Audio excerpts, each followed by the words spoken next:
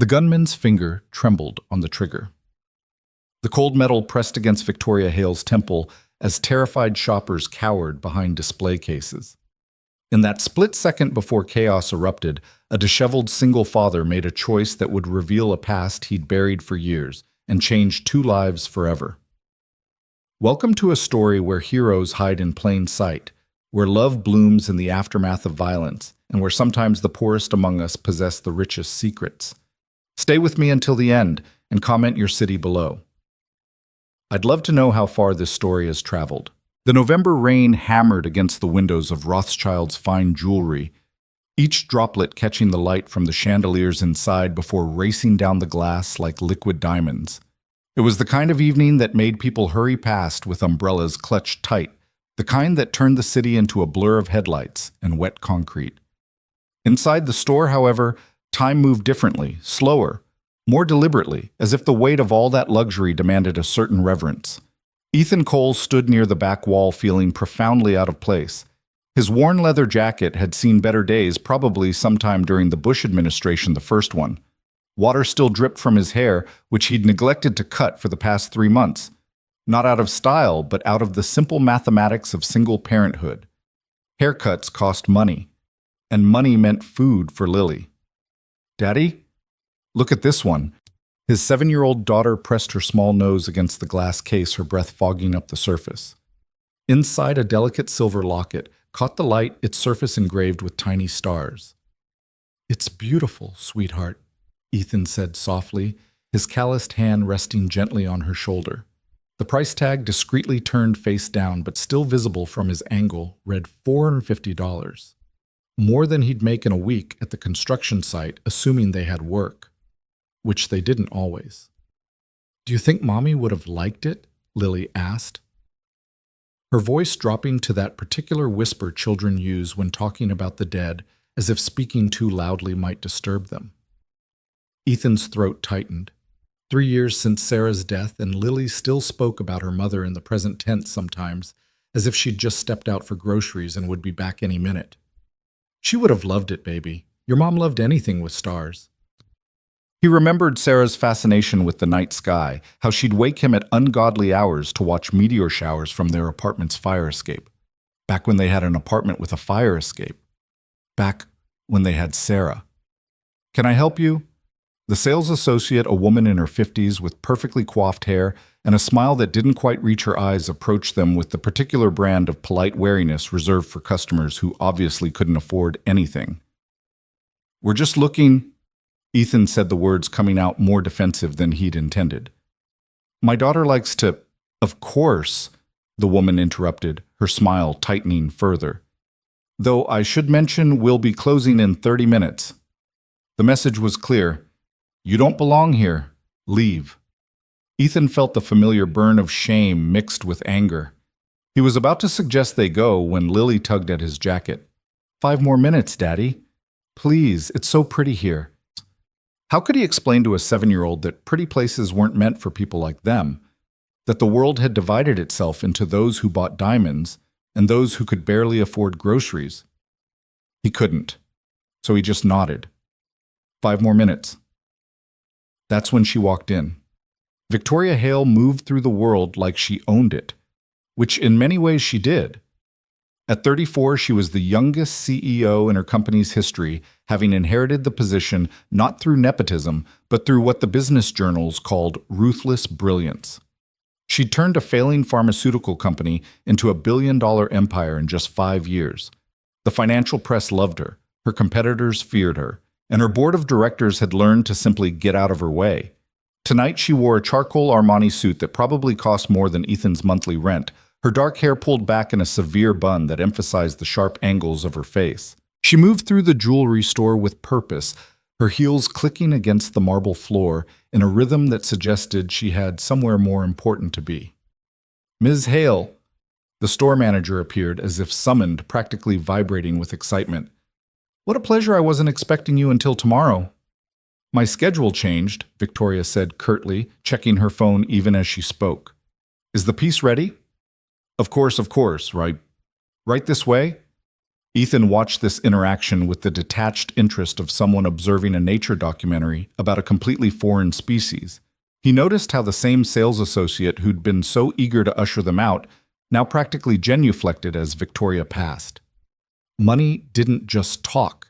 It commanded, it demanded it, reorganized the very molecules of the air around it. "She's pretty," Lily whispered, still entranced by the jewelry but sneaking glances at Victoria. "Don't stare, baby," Ethan said gently, turning her away. That's when the world exploded. The front door burst open with such force that it sent the entry bell flying across the room.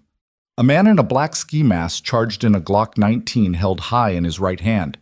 He was big, maybe 6'2", 220 pounds, and moved with the jittery energy of someone high on something more than adrenaline.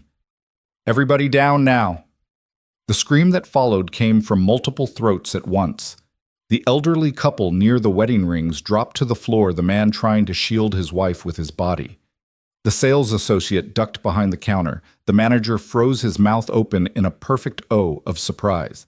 But Ethan didn't drop. Instead, he moved on pure instinct, pushing Lily behind a solid display case, pressing her down with one hand while his eyes tracked the threat. Old habits, old training flooding back like muscle memory. "Stay down, baby," he whispered urgently. "Don't move, don't make a sound no matter what happens." Lily's eyes were wide with terror, but she nodded, curling into a ball behind the case. The gunman was shouting, now his voice cracking with nervous energy. "The safe! Open the fucking safe!" I can't," the manager stammered. "It's on a time lock. It won't open until—" The gunman whipped around the gun, swinging in a wide arc. And that's when he saw Victoria. She stood perfectly still, her phone still in her hand, as if her brain couldn't quite process that this was actually happening. In her world, violence was abstract hostile takeovers, market manipulation, boardroom coups. Not this. Never this. "You—" The gunman pointed the gun at her. "Expensive suit, fancy jewelry. You're coming with me." "I don't think—" Victoria started, her CEO voice, attempting to take control of the situation. But the gunman was already moving, crossing the distance in 3 quick strides. He grabbed her arm, yanking her against him, the gun now pressed against her ribs. "Insurance policy," he muttered more to himself than anyone else. "Rich bitch like you, they'll open anything to keep you breathing." Victoria's composure finally cracked. Ethan could see it in her eyes, the moment when abstract became real, when she understood that all her money, all her power meant nothing to a desperate man with a gun. The gunman started backing toward the door, dragging Victoria with him. "Nobody moves! Nobody calls the cops until we're gone, or I put a bullet in her." Ethan's mind ran through the calculations with the cold precision of someone who'd done this before in places far worse than a jewelry store in downtown Chicago.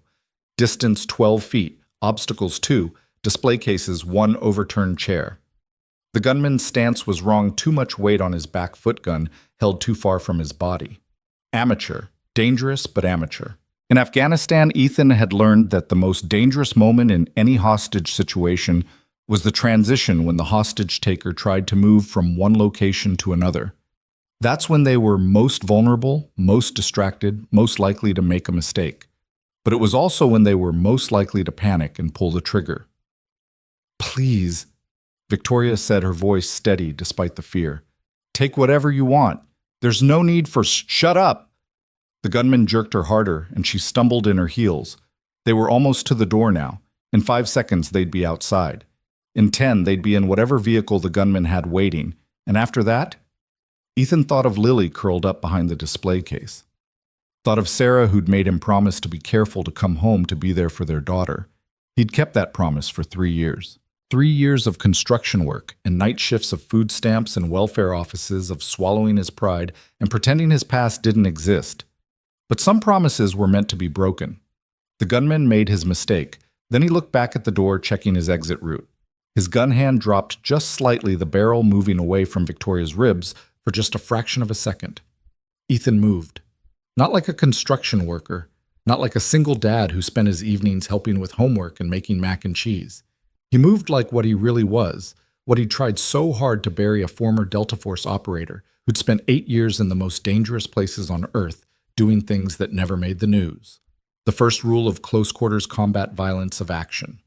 Don't hesitate, don't telegraph, don't give them time to think. Ethan crossed the 12 feet. In under 2 seconds, his approach completely silent despite the marble floor. His left hand clamped down on the gunman's wrist, controlling the weapon while his right elbow drove into the man's solar plexus with enough force to drop a horse. The gunman's breath exploded out of him. The gun went off, the sound deafening in the enclosed space, but Ethan had already redirected the barrel upward. The bullet punched through a chandelier, sending a rain of crystal shards down on them. Victoria stumbled away as Ethan pivoted, using the gunman's own momentum against him. It was a move he'd practiced thousands of times in training, executed hundreds of times in combat. The gunman's wrist snapped a sound like a branch breaking, and the gun clattered across the floor.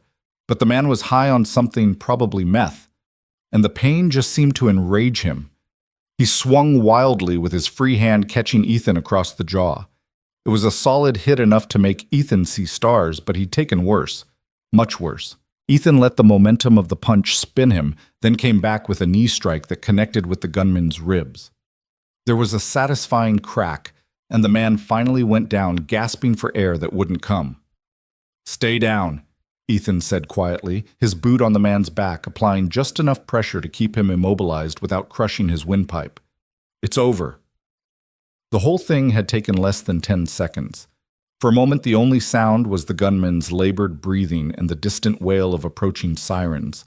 Then, as if someone had hit play on a paused video, everyone started moving and talking at once. "Oh my God, is everyone okay? Did anyone call 911? That was incredible." But Ethan wasn't listening. He was already moving back to where Lily was hidden, dropping to his knees beside the display case. "It's okay, baby," he said softly, his voice completely different from the one he'd used with the gunman. "It's all over. You can come out now." Lily crawled out and threw herself into his arms, sobbing. He held her tight, whispering reassurances, trying to shield her from the sight of the man on the floor, the broken glass, the chaos. "You promised," she whispered into his shoulder. "You promised you wouldn't do the soldier stuff anymore." Ethan's heart cracked a little. "I know, baby. I'm sorry. But someone was in trouble. Like when you helped those people before Mommy got sick." "Yeah," he said quietly. "Like that."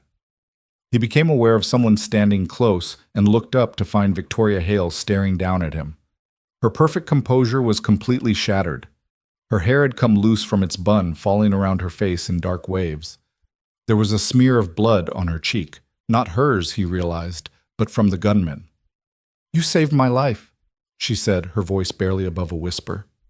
Ethan stood lifting Lily, with him settling her on his hip, even though she was getting too big for it. "Right place, right time." "No," Victoria said firmly, some of her CEO bearing returning. "That wasn't luck. That was training. Who are you?"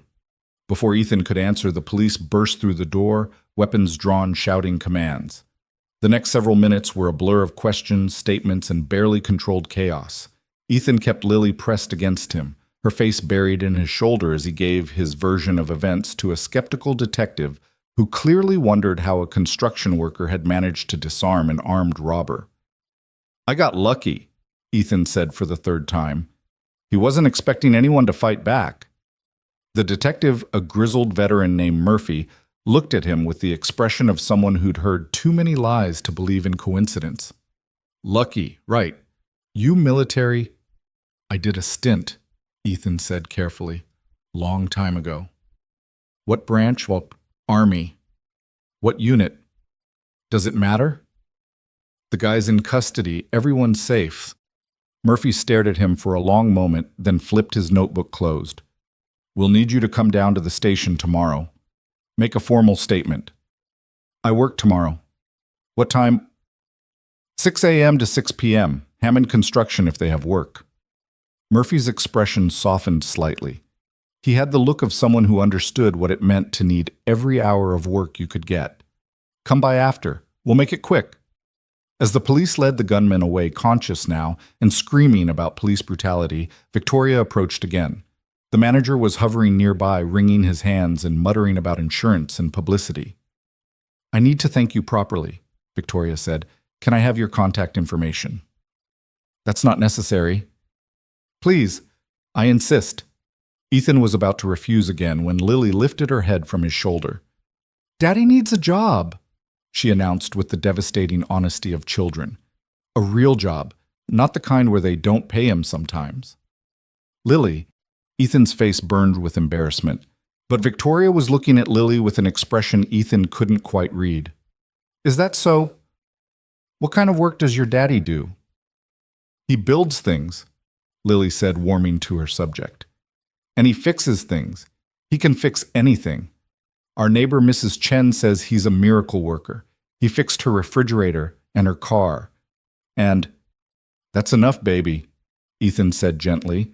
Victoria pulled out a business card from her purse, pressing it into Ethan's hand. Please, call me tomorrow. I own several companies. I'm sure we can find something. Ethan looked at the card. Victoria Hale CEO, Hale Pharmaceuticals. The logo was one he recognized from billboards, from the news, from the medications that had failed to save Sarah. I don't need charity, he said stiffly. It's not charity, Victoria said. Call it a thank you. Or call it good business sense. Anyone who can do what you just did is someone I want on my team. She paused, studying his face with those sharp eyes that had probably dissected 1,000 business deals. There's more to you than you're letting on, Mr. Cole. Ethan Cole. Mr. Cole. She said his name like she was filing it away for future reference. Well, Mr. Cole, you saved my life tonight. The least I can do is offer you a job interview. Daddy, say yes, Lily whispered urgently. Ethan looked down at his daughter, at her second-hand clothes and 2 small shoes, at the hope in her eyes. Then he looked at Victoria with her expensive suit and her perfect nails and her money that could solve every problem except the ones that really mattered. I'll think about it, he said finally. Victoria smiled, the first genuine smile he'd seen from her. It transformed her face, making her look younger, less like a CEO and more like a woman who'd just had a very close call. That's all I ask, she said. Think about it. As they were leaving, Ethan carrying Lily, who was exhausted from the adrenaline crash, Victoria called out one more time, Mr. Cole, that insignia on your jacket, the one you keep trying to hide with your arm. 1st Special Forces Operational Detachment Delta, isn't it? Ethan stopped, but didn't turn around. I don't know what you're talking about. Of course not, Victoria said, and he could hear the smile in her voice. My mistake. But Mr. Cole, Delta Force or not what you did tonight, thank you.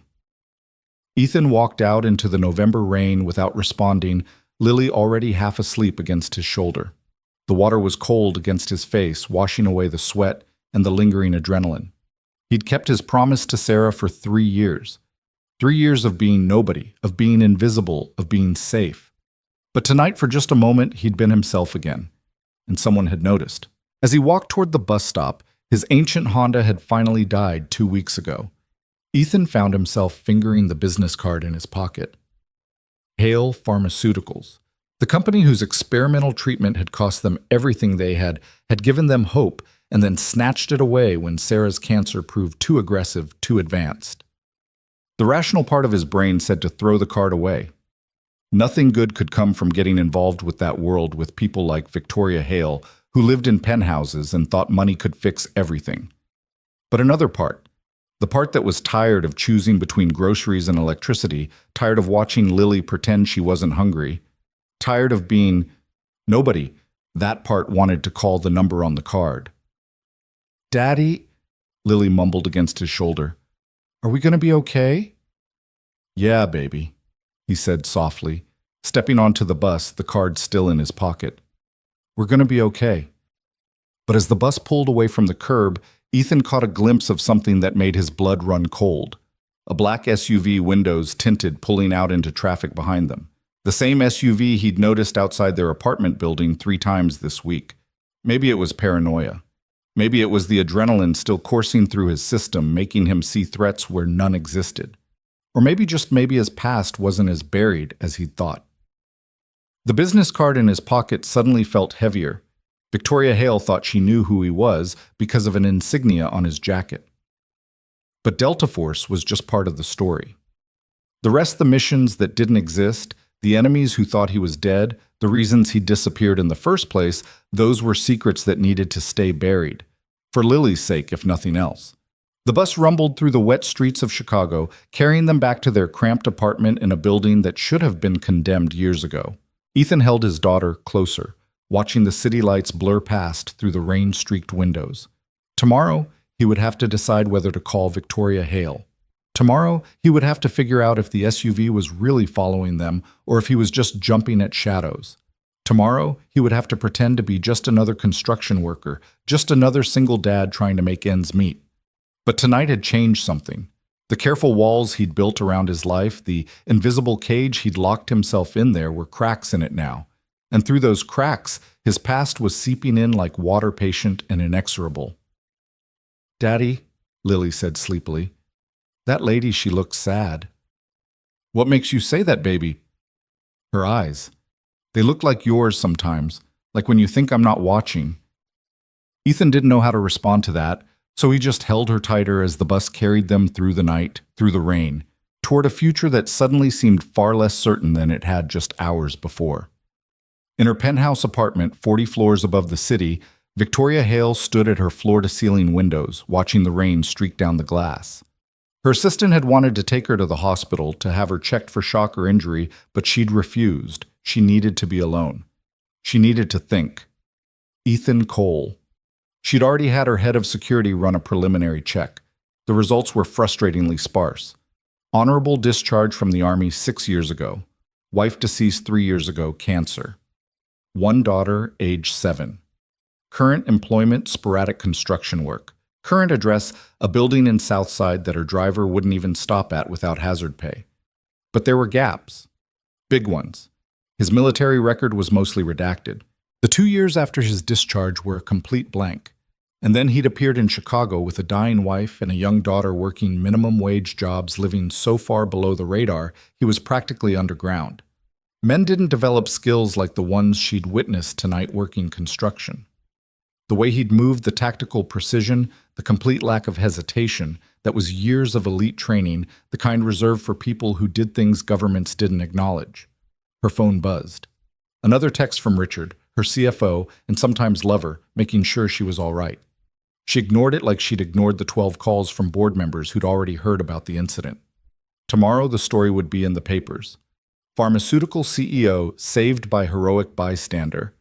The PR department was probably already drafting statements spinning it for maximum positive coverage. But Victoria didn't care about the publicity. She cared about the puzzle. Because Ethan Cole was definitely a puzzle. A former Special Forces operator hiding in plain sight, raising a daughter alone, barely surviving. Why? What was he running from? Or who? Victoria smiled, the expression reflecting ghost-like in the dark window. She'd built her empire by seeing opportunities where others saw obstacles, by recognizing value where others saw nothing. And Ethan Cole, whether he knew it or not, was valuable. She just had to figure out how to convince him of that. Her phone rang. The caller ID showed a number she didn't recognize, which was unusual. Her personal phone was heavily filtered. "Hello." There was a pause, then a voice she didn't recognize, male-accented, Eastern European maybe. "Ms. Hale, you had an interesting evening."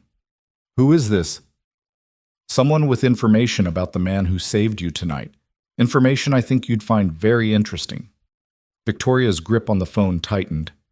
"I don't know what you're talking about." The man chuckled. "Of course not. But let me give you a free piece of advice, Ms. Hale. Ethan Cole is not who you think he is, and getting involved with him will bring you nothing but trouble." "Is that a threat?" "It's a kindness. One professional to another. Stay away from him, for your own safety." The line went dead. Victoria stared at the phone for a long moment, then set it down carefully. She walked to her home office, bypassing the official company computer for her personal laptop, the one with military-grade encryption that had cost more than most people's cars. If someone was warning her away from Ethan Cole, that meant there was something worth warning her away from. And in Victoria's experience, the things people tried to keep hidden were usually the most valuable things of all. She began typing, reaching out to contacts she rarely used. People who owed her favors. People who knew things. People who operated in the shadows where men like Ethan Cole learned to move like ghosts. By dawn, she would know more.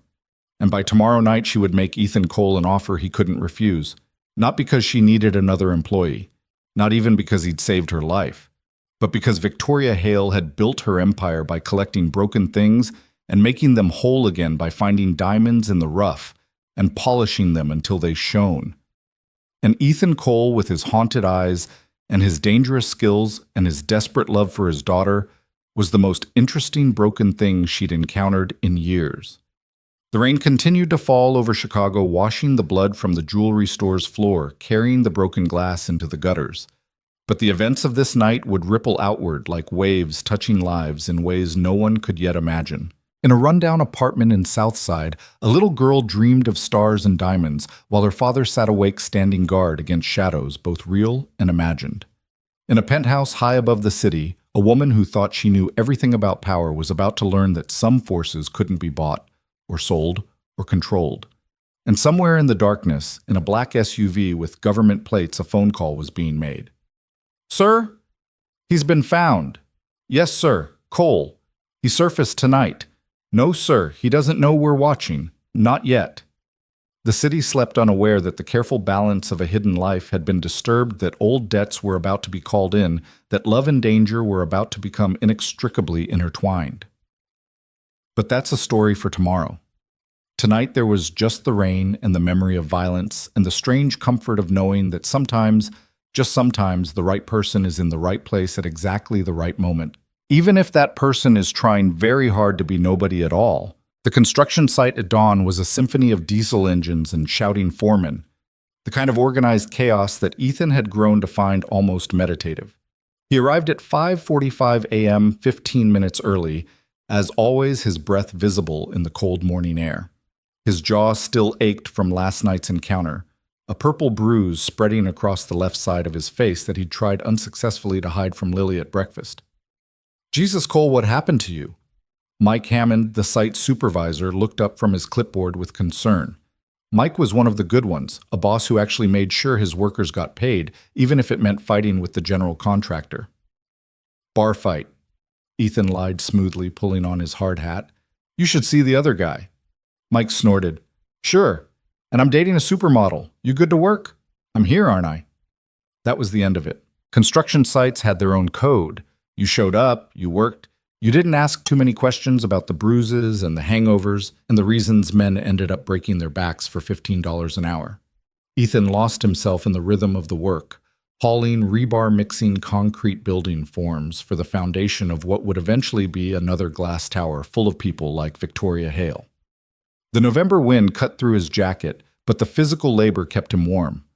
This was simple, honest work, nothing like the complexities of his former life where a single decision could mean the difference between a successful extraction and a diplomatic incident. His phone buzzed in his pocket around noon. He ignored it. It buzzed again 5 minutes later. And again. "You gonna answer that?" Jorge, one of the other workers, asked during their lunch break. "Sounds important." Ethan pulled out his phone, a flip phone that Lily constantly mocked him for, and saw 3 missed calls from an unknown number. As he stared at it, it rang again. "Mr. Cole." The voice was female, professional, unfamiliar. "This is Amanda Chen, executive assistant to Victoria Hale. Ms. Hale would like to schedule a meeting with you this afternoon." "I'm working." "Ms. Hale is aware of your schedule. She's arranged for you to have the afternoon off with pay. A car will pick you up at 2 p.m. Ethan felt his jaw tighten. "She arranged for me to have the afternoon off. Did she bother to ask if I wanted the afternoon off?" There was a pause. "Ms. Hale assumed you would appreciate the opportunity to..." "Tell Ms. Hale that I don't need her charity or her assumptions." He snapped the phone shut, cutting off whatever response was coming. Jorge whistled low. "You just hung up on somebody's secretary, man. You've got balls." "It's nothing," Ethan muttered, shoving the phone back in his pocket. But it wasn't nothing, and he knew it. Victoria Hale wasn't the type to take no for an answer. He'd seen it in her eyes last night, that particular combination of curiosity and determination that meant she'd already decided what she wanted. And apparently what she wanted was him. The phone rang again. This time when he answered, it was Victoria herself. "Mr. Cole, I understand you're a man who values directness, so let me be direct. I owe you my life. The least you can do is let me buy you coffee. You don't owe me anything. I disagree. And since this is quite literally a matter of life and death, my life specifically, I think my opinion carries slightly more weight. The car will be there at 2 p.m. If you're not in it, I'll come to the construction site myself, and I promise you, Mr. Cole, I will make quite a scene. The line went dead. Ethan stared at the phone, then at Jorge, who was grinning. Sounds like you've got yourself an admirer, hermano. It's not like that. Sure it's not. That's why some rich lady is sending cars for you. Ethan went back to work, but his mind kept drifting. The black SUV from last night, he'd seen it again this morning, parked 3 blocks from Lily's school. Could be coincidence, could be paranoia, or it could be that his past was finally catching up with him. At 1:55 p.m., Mike approached him. Cole, you're done for the day. My shift doesn't end until... You're done, Mike repeated, not unkindly. Look, I don't know who you pissed off or impressed, but I got a call from the general contractor who got a call from the property owner who apparently got a call from someone way up the food chain. You're getting paid for the full day plus overtime, and there's a very expensive car waiting for you outside. Ethan looked through the chain-link fence. A black town car idled at the curb, the driver standing beside it in a suit that probably cost more than Ethan made in a month. This is bullshit, Ethan said. Mike shrugged. Maybe, but it's bullshit that's paying you overtime. Go on, get out of here. And Cole, try not to look so much like you're heading to your execution. The interior of the town car smelled like leather and money. The driver, a professional-looking man in his 40s, didn't attempt conversation, which Ethan appreciated.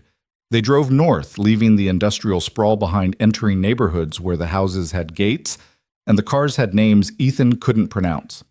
They pulled up to a coffee shop that looked nothing like the Starbucks Ethan occasionally splurged on. This place was all exposed brick and Edison bulbs, the kind of carefully crafted casualness that only money could buy. Victoria was already there, sitting in a corner booth, and for a moment Ethan didn't recognize her. Gone was the power suit, the severe hairstyle, the armor of corporate authority. She wore jeans and a cashmere sweater, her hair loose around her shoulders. She looked younger, softer, more like a real person, and less like a force of nature. "Mr. Cole," she said, standing as he approached. "Thank you for coming." "Did I have a choice?" She smiled. "There's always a choice. Please sit." Ethan sat feeling underdressed in his work clothes, concrete dust still clinging to his boots. A waitress appeared immediately, as if summoned by magic. "What can I get you?" "Just coffee," Ethan said. "Black." "The same," Victoria said. After the waitress left, she studied him with those sharp eyes. "You're angry. You disrupted my work day, threatened to make a scene, and basically forced me to come here. Yeah, I'm angry." "Good," she said, surprising him. "I prefer honesty. It's refreshing. Do you know how many people tell me exactly what they think I want to hear every single day? That sounds like a you problem." She laughed, a genuine sound that transformed her face. "It is. It absolutely is. But here's the thing, Mr. Cole Ethan. Can I call you Ethan? It's my name." "Ethan, then. Last night you saved my life, and I don't mean in some abstract metaphorical way. That man would have taken me, and based on the police report I received this morning, he had a history of violence against women. Assault, rape, murder. So when I say you saved my life, I mean it quite literally." The coffee arrived. Ethan wrapped his hands around the mug, appreciating the warmth. "I did what anyone would have done." "No," Victoria said firmly. "You did what you were trained to do. Delta Force right, or was it something even more classified?" Ethan's expression didn't change. "I was regular Army, infantry." "Of course you were." She pulled out a tablet, swiping through screens.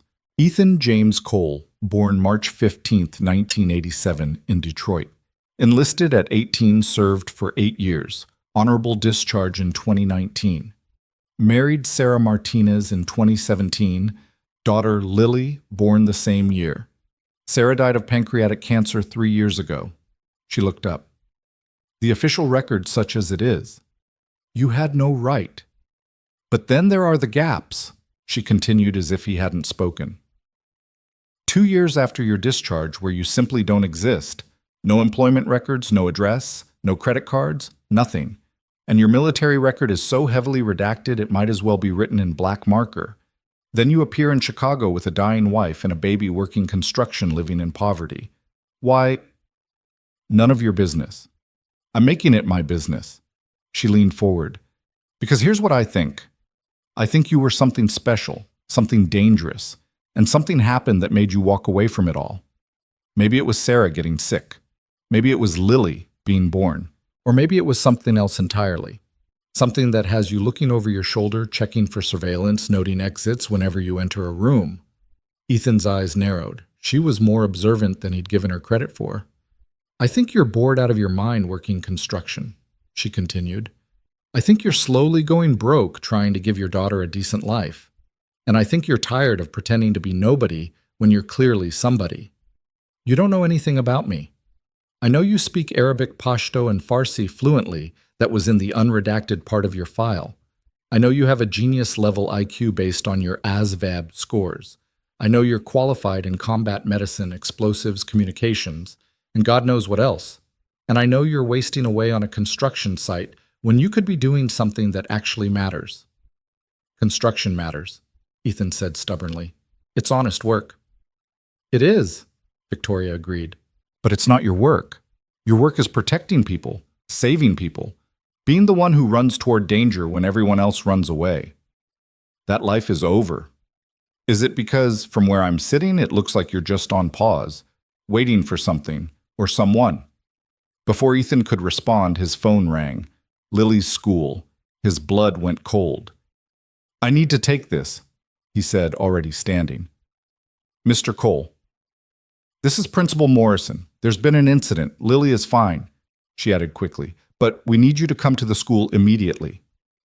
What kind of incident? A man tried to pick her up from the playground. He said he was a friend of yours that you'd sent him. Lily didn't believe him and ran to a teacher, but Mr. Cole, he had a gun. Ethan was already moving Victoria forgotten, but she was right behind him, matching his pace.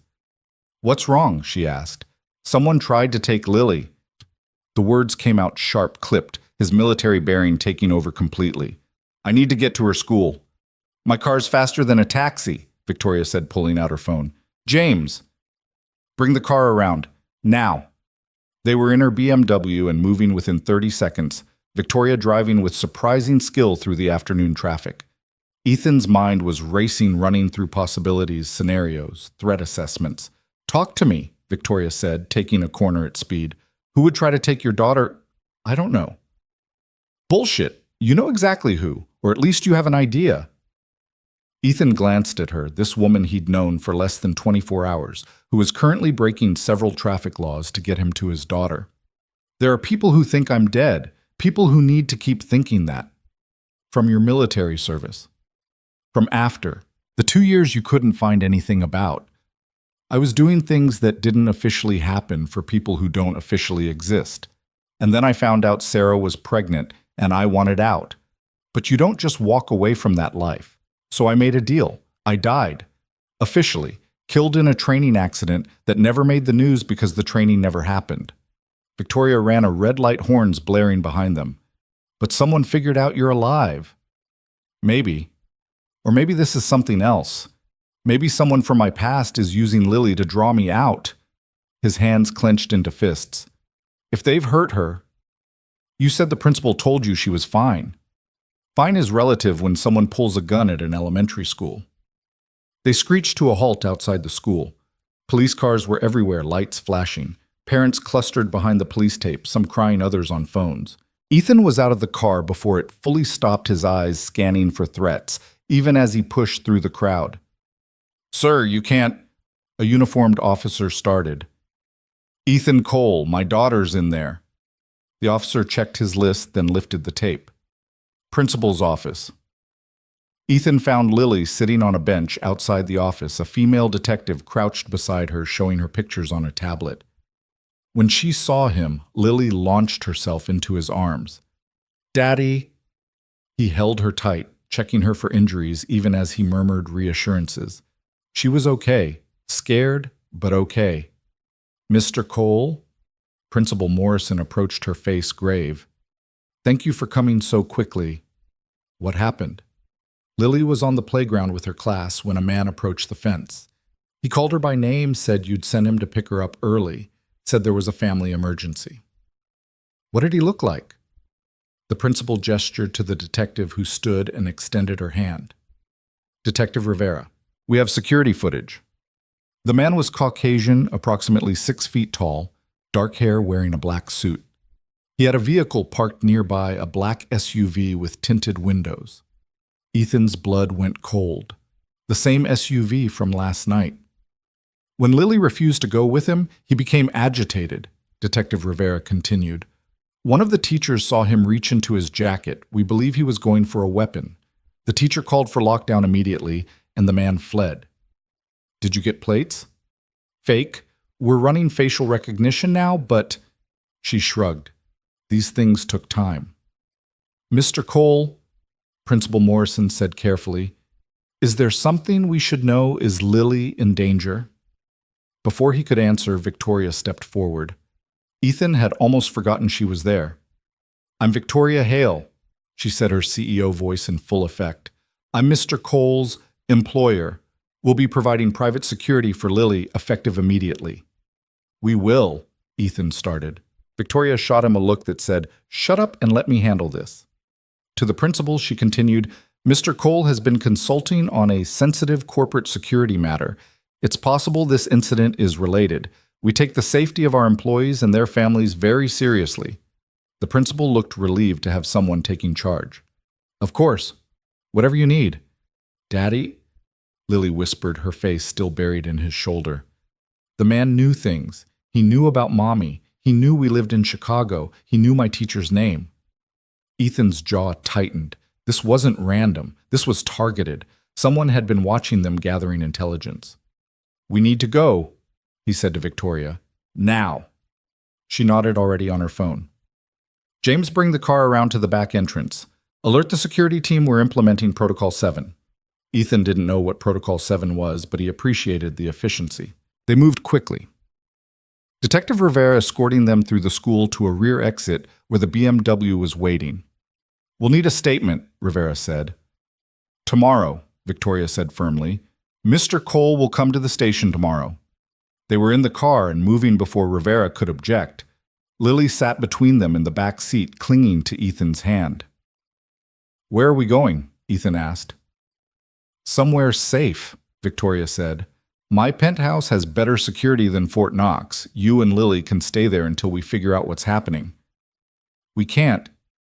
Yes, you can, and you will, because someone just tried to kidnap your daughter, and your apartment might as well have a welcome mat for anyone who wants to hurt you. She was right, and Ethan hated that she was right. His apartment was indefensible ground floor, multiple entry points, no security system. He'd chosen it because it was cheap, not because it was safe. Why are you doing this? He asked. Victoria looked at him, and for a moment her CEO mask slipped. Because you saved my life. Because Lily doesn't deserve to be in danger. And because... She paused, seeming to choose her words carefully. Because I recognize something in you. The weight of secrets. The cost of being someone you're not. I know what it's like to have a past that won't stay buried. Before Ethan could respond, his phone rang. Unknown number. Don't answer that, Victoria said sharply. But Ethan had already flipped it open. Yeah. Hello, Ethan. The voice was familiar, though he hadn't heard it in 6 years. Colonel Marcus Webb, his former handler from his time with the Activity, the Army's most classified intelligence unit. I heard you had some excitement today. What do you want, Webb? To help, believe it or not. You've been burned, Ethan. Someone leaked your location, your new identity, everything. Every enemy you ever made now knows exactly where to find you. Who? That's the million-dollar question, isn't it? Could be the Russians. You did kill General Volkov's son in Chechnya. Could be the Iranians. They never did forgive you for that thing in Tehran. Or it could be someone closer to home. Someone who thinks you know something you shouldn't. I kept my end of the deal. I disappeared. You did. But resurrection is a tricky business. Once word gets out that you're alive, well, let's just say there's a significant bounty on your head. 8 figures last I heard. Ethan felt Victoria's eyes on him, saw Lily watching with wide, frightened eyes. "What do you suggest?" he asked. "Come back in. Let us protect you, both of you. The last time I trusted you, my wife was dying, and you wouldn't let me come home to see her. That was different." Ethan hung up. His hands were shaking just slightly. 8 figures. Someone was willing to pay tens of millions of dollars for him. Dead or alive, Webb hadn't said. "Daddy!" Lily's voice was small. "Are we in trouble?" "No, baby." He lied. "Everything's going to be fine." Victoria's penthouse was on the 50th floor of a building that looked like it had been carved from black glass and steel. The security in the lobby was subtle but comprehensive metal detectors, cameras guards who looked like they could handle themselves in a fight. "Mr. Cole and his daughter will be staying with me," Victoria told the security chief, a man who looked like he'd been carved from granite. "Indefinitely, full protocols." "Yes, ma'am." The private elevator required a key code and a thumbprint. Ethan noticed the bulletproof glass, the emergency phone, the subtle bulge in the ceiling that suggested defensive countermeasures. "You weren't kidding about the security tech," he said. "I've made enemies over the years," Victoria said simply. "Hostile takeovers, layoffs, whistleblowers. The pharmaceutical industry isn't exactly known for its ethics." The penthouse itself was stunning floor-to-ceiling windows, offering a panoramic view of Chicago modern furniture that looked like art, a kitchen that belonged in a magazine. Lily's eyes went wide. "This is like a castle in the sky," she whispered. Victoria smiled, the expression softening her face. "Would you like to see your room? My room?" "Of course, every princess needs her own room in the castle." She led them down a hallway to a guest room that was bigger than Ethan's entire apartment. It had its own bathroom, a walk-in closet, and a view that stretched to the lake. "This is too much," Ethan started. "It's exactly enough," Victoria said firmly. "Lily, there are some clothes in the closet that might fit you. I had my assistant do some shopping, and there's a tablet on the nightstand with games and movies loaded on it." Lily looked at Ethan, seeking permission. He nodded, and she ran to explore the closet. Victoria led him back to the living room, pouring 2 glasses of what looked like very expensive scotch without asking if he wanted one. "Talk," she said, handing him a glass. "Who's trying to kill you?" "I don't know." "But you have ideas." Ethan took a sip of the scotch. It burned pleasantly. "Could be a lot of people. I spent 6 years doing things that officially never happened. Black ops, off-the-books missions, the kind of stuff that keeps politicians' hands clean and soldiers' consciences dirty. And someone wants you dead because of something you did, or something I know, or something they think I know." He stared out at the city lights. "I thought I'd covered my tracks. New identity, new city, new life, but someone found me. The question is who, and why now? The why is easier. Last night I exposed myself. Saved You got on the news. My face even briefly was out there. Someone recognized me." Victoria was quiet for a moment. "This is my fault." "No, I made the choice to intervene. I knew the risks. But if you hadn't, what gotten robbed? That's not how fault works." She moved to stand beside him at the window. "What are you going to do, Protect Lily. Everything else is secondary." "That's not a plan, that's a goal." "Then I need to figure out who's coming for me.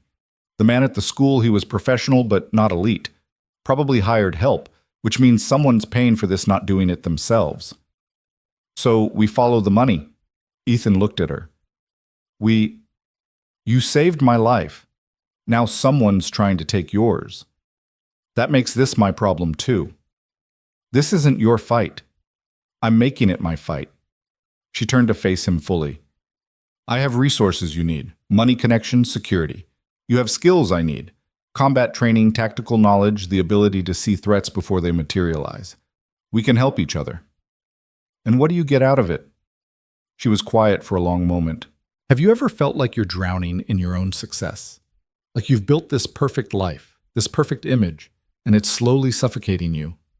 The question was so unexpected, so honest, that Ethan didn't know how to respond. "I built my company from nothing," she continued. Took over when my father died, when everyone said I was too young, too inexperienced, too female. I proved them all wrong, but somewhere along the way I became the job. CEO 24/7, no real friends, no real relationships, no real life. Just board meetings and profit margins and strategic acquisitions. And you think helping me will change that? I think, Wes, she said carefully, that last night was the first time in years I felt really alive. When that gun was pointed at me when you came out of nowhere like some avenging angel, when everything was chaos and violence and absolutely real, I felt more in those 10 seconds than I felt in the last 10 years. Ethan studied her face, seen past the polish to something raw underneath. You're an adrenaline junkie. Maybe. Or maybe I'm just tired of being safe. She took a sip of her scotch. Either way, I'm involved now. Someone called me last night, warned me to stay away from you. That means they're watching me too, so we might as well face this together. Before Ethan could respond, there was a massive explosion somewhere below them. The building shook, lights flickered, and through the windows they could see smoke billowing from what looked like the parking garage. Ethan was already moving, grabbing Lily from her room, his mind switching into combat mode. That was a car bomb. They're trying to flush us out.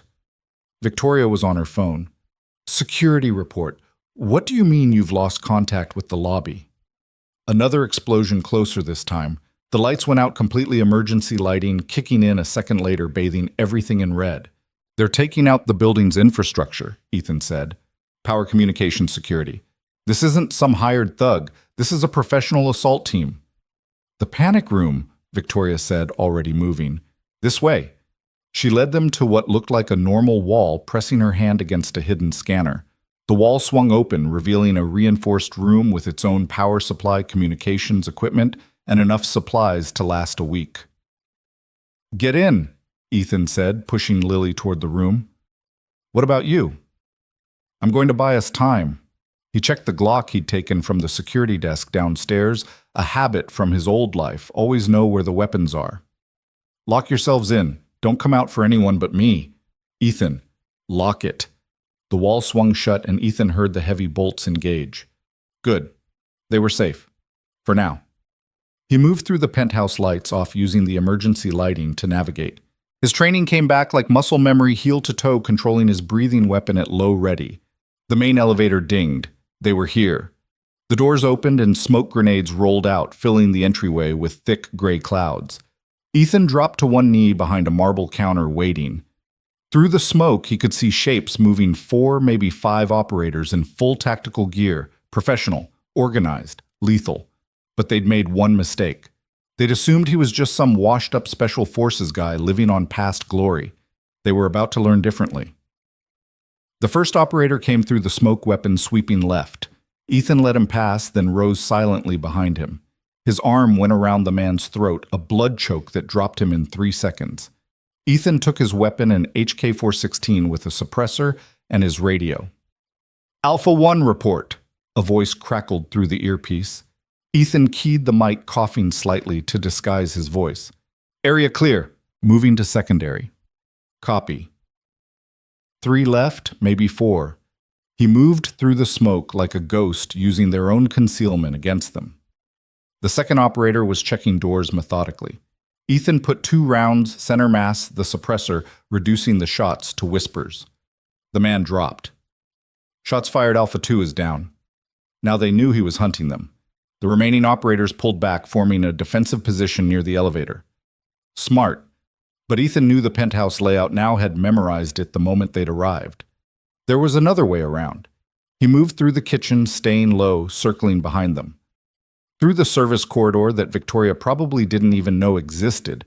Rich people never paid attention to how the help moved around. He came out behind them, catching them focused on the wrong direction.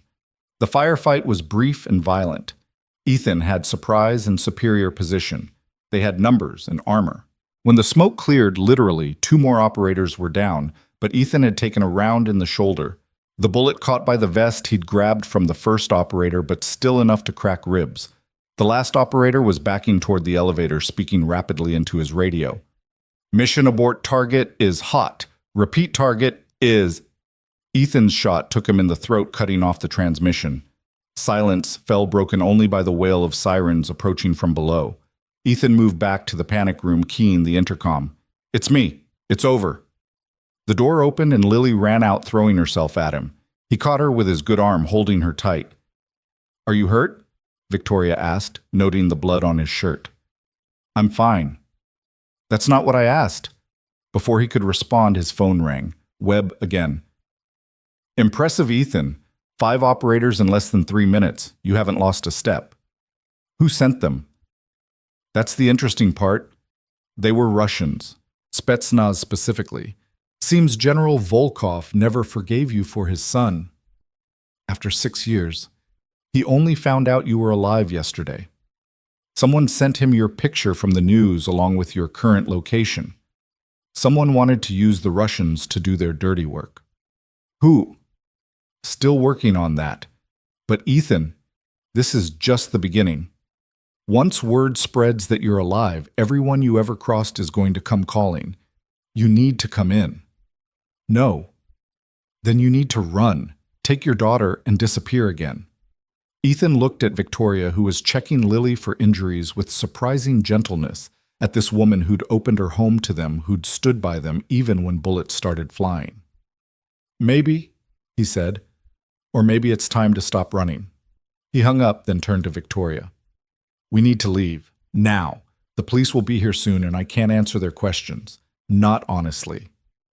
"I have a place," she said immediately. "A cabin in Wisconsin. Off the books, purchased through shell companies. No one knows about it." "Why do you have an off-the-books cabin?" She gave him a wry smile. "Everyone needs a bolt hole. Even CEOs." They left through the service elevator, Victoria's security team, what was left of it, providing cover. The garage was a war zone, several cars burning debris everywhere. But Victoria's backup vehicle, an armored SUV, was untouched in a separate section. As they drove through the night, Lily asleep between them, Ethan allowed himself a moment of truth. He was tired of running, tired of hiding, tired of pretending to be nobody. Maybe Victoria was right. Maybe it was time to stop being the prey and start being the predator. But first he had to keep Lily safe. Everything else, revenge, justice, even his growing attraction to the complicated woman beside him, would have to wait. The road stretched out ahead of them, dark and uncertain. Behind them, Chicago burned with the aftermath of violence. And somewhere out there in the shadows, enemies old and new were planning their next move. The war for Ethan Cole's life had begun. The armored SUV cut through the darkness of Interstate 94, its headlights carving a path through the Wisconsin countryside. 3 hours had passed since they'd fled Chicago. 3 hours of silence, broken only by Lily's soft breathing as she slept curled against Ethan's side. Victoria drove with focused precision, checking the mirrors every few seconds, her knuckles white on the steering wheel. "She's out cold," Ethan said quietly, adjusting the blanket around his daughter. The adrenaline was finally wearing off, leaving him aware of every bruise, every scraped knuckle, the burning ache where the bullet had impacted his vest. "She's been through hell," Victoria replied, her voice soft. "How do you explain something like this to a 7-year-old? You don't. You tell her bad people made a mistake, that they're gone now that she's safe. You lie because the truth would destroy her innocence and she's already lost too much." Victoria glanced at him in the rearview mirror. "Is that what you've been doing, lying to protect her?" "Every single day. She thinks her dad works construction. She doesn't know about the nightmares, the hypervigilance, the reason I check every window and door 3 times before bed. She doesn't know her father has killed more people than she's had birthdays." The confession hung between them in the darkness. Victoria took an exit onto a smaller highway, the trees pressing closer on both sides. "My father was like you," she said unexpectedly. "Not military, but complicated. He built his pharmaceutical empire on buried bodies, metaphorically speaking. Hostile takeovers that destroyed families, drugs rushed to market despite safety concerns, whistleblowers who mysteriously disappeared or recanted. I didn't know any of it until after he died, when I inherited not just his company, but his secrets." "What did you do?" "I tried to make it right. Settled lawsuits, quietly implemented new safety protocols, cleaned house. But some stains don't wash out. Some ghosts don't stay buried." She paused, navigating a sharp turn. "There's a man, Victor Koval. Russian oligarch runs one of the largest pharmaceutical companies in Eastern Europe. My father screwed him on a deal in the 90s, stole formulas, buried patents. Koval never forgot. He's been trying to destroy my company ever since. You think he's connected to this? I don't know, but the timing is suspicious. Last week I rejected his latest buyout offer. Yesterday you saved my life. Today Russians try to kill you. Coincidences are rarely coincidental in our world. Ethan processed this, his tactical mind already working through possibilities. Pull over. What? Pull over. Now. Victoria didn't argue, finding a dark rest stop and pulling in. Ethan carefully extracted himself from Lily's grip, stepping out into the cold night air. Victoria followed. What's wrong? Your phone, give it to me. She handed it over without question.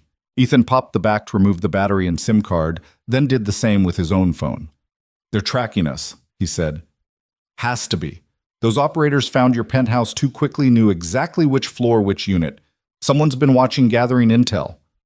My security team is either compromised or incompetent, maybe both. He tossed both phones into a nearby trash can. From now on, we're completely dark. No electronic trail, no credit cards, nothing they can trace. I have cash in the cabin. And weapons. Ethan raised an eyebrow. Weapons? I told you everyone needs a bolt hole. Mine just happens to be well equipped. They got back in the SUV, Lily stirring slightly but not waking. As they drove deeper into the Wisconsin wilderness, Victoria told him more about the cabin. It had been her father's, originally a place he'd used for meetings that couldn't happen in boardrooms. She'd discovered it after his death, along with enough secrets to bury his legacy forever. Why didn't you? Ethan asked. Bury the legacy because it would have destroyed the company, put thousands out of work. My father was a bastard, but the people who work for Hale Pharmaceuticals aren't. They're good people trying to make medicines that save lives. I couldn't punish them for his sins. The roads grew narrower, civilization falling away, until there was nothing but forest and darkness. Finally, Victoria turned onto what could barely be called a road, more of a trail really, the SUV's four-wheel drive grinding through mud and fallen leaves. The cabin appeared, suddenly materializing from the darkness like something out of a fairy tale. It was bigger than Ethan had expected, all dark wood and stone built to blend into the landscape. No lights, no signs of life. Motion sensors will trigger when we get closer, Victoria said. Interior lights only, no exterior illumination. My father was paranoid about satellite surveillance. Smart man. They parked in a concealed garage attached to the cabin. Ethan carried Lily inside her dead weight, familiar from countless nights of carrying her from car to apartment when she'd fallen asleep. The interior was rustic but comfortable, with high-end security touches that most people wouldn't notice, reinforced doors, bulletproof glass sightlines that covered every approach. Victoria showed him to a bedroom, helping him settle Lily into bed. The little girl mumbled something about stars and diamonds, then curled into the pillow, safe in her dreams. Back in the main room, Victoria built a fire, while Ethan checked the perimeter. When he returned, she had 2 glasses of whiskey waiting and a first aid kit laid out on the coffee table. Take off your shirt, she said. I'm fine. You're bleeding through your jacket. Take it off. Ethan complied, wincing as he pulled the fabric away from dried blood. The impact from the bullet had left a massive bruise across his ribs, purple-black and spreading. Several cuts from flying glass decorated his arms and chest, and his knuckles were raw from the close-quarters fighting. Victoria worked in silence, cleaning wounds with practiced efficiency. Her fingers were gentle but sure, and Ethan found himself studying her face in the firelight. Without the corporate armor, without the makeup and power suits, she was beautiful in a different way. Softer, more real. You've done this before, he observed. Boarding school in Switzerland. I was training to be a doctor before my father decided I needed an MBA instead. She applied antiseptic to a particularly deep cut, causing him to hiss. Sorry. I've had worse. I'm sure you have. She taped gauze over the wound, her fingers lingering for a moment on his chest. The scars tell quite a story. Each one's a lesson learned. What lesson is this one? She traced a puckered scar near his shoulder, clearly from a bullet. Trust no one in Kandahar. And this, a long knife wound across his ribs. Never underestimate a wounded enemy. And this, her finger found a surgical scar newer than the others. That Sarah was sick and I wasn't there. His voice went flat. Kidney donation. Tried to buy her more time for treatment. Didn't work. Victoria's hand stilled. I'm sorry. Don't be. You didn't give her cancer. He pulled his shirt back on, kneading the barrier between them. What's the plan? We can't stay here forever. Why not? I have enough supplies for months. It's completely off the grid. We can wait them out. That's not how this works. Whoever wants me dead won't stop. They'll keep coming, keep hunting, and everyone around me becomes a target. He looked toward the hallway where Lily slept. I should leave. Take her somewhere far away, start over again. But Mama, ito mas. T? Where? And with what money? You have maybe a few $100s to your name. No car, no clean identity, no resources. You'd be caught within days. She was right, and he hated that she was right. So what do you suggest? Victoria moved to a painting on the wall, swinging it aside to reveal a safe. She entered a combination, pulling out stacks of cash, multiple passports, and several weapons. We go on the offensive, she said. Find out who's behind this and stop them before they stop us. You've been watching too many action movies. Have I? She turned to face him, firelight dancing in her eyes. You said someone leaked your location, your new identity. That's not something a foreign enemy could do. That's an inside job. Someone in your own government wants you dead. Ethan had been thinking the same thing, but hearing it said out loud made it real. Webb, my old handler, he's the only one who knew where I was. So we start there. Find out why he burned you. Well, we can't just interrogate a CIA officer. The activity isn't CIA, Victoria said, surprising him with her knowledge. It's Army intelligence, completely black answers only to Joint Special Operations Command, and I happen to know someone who might be able to help. Who? My godfather, General Thomas Morrison, retired, former JSOC commander. He owes me several favors. Ethan stared at her. Your godfather ran JSOC. My father had interesting friends, powerful friends, friends who needed medications off the books for operations that didn't officially exist. She pulled out a satellite phone from the safe. One call and we might get answers. Or you might get us killed. If Morrison is part of this, he's not. Tom Morrison is many things, but he's honorable. He wouldn't burn an operator without cause. Before Ethan could stop her, she was dialing. The conversation was brief, conducted in code phrases and careful language. When she hung up, her expression was grave. He'll meet us tomorrow night, Chicago. Said there are things we need to know, things he can't say over the phone. It's a trap. Maybe. Or maybe it's our only chance to find out what's really happening. They sat in silence, the fire crackling between them. Finally, Ethan spoke. Why are you really doing this? And don't give me the line about owing me for saving your life. Victoria was quiet for a long moment, staring into the flames. You want the truth? I've been dead inside for years. Going through the motions, playing the role of CEO, of Ice Queen, of untouchable success story. Then last night happened, and for the first time in forever, I felt something. Fear, yes, but also alive. Truly alive. She looked at him, vulnerability cracking her composed facade. I've built walls around myself so high that no one can get in.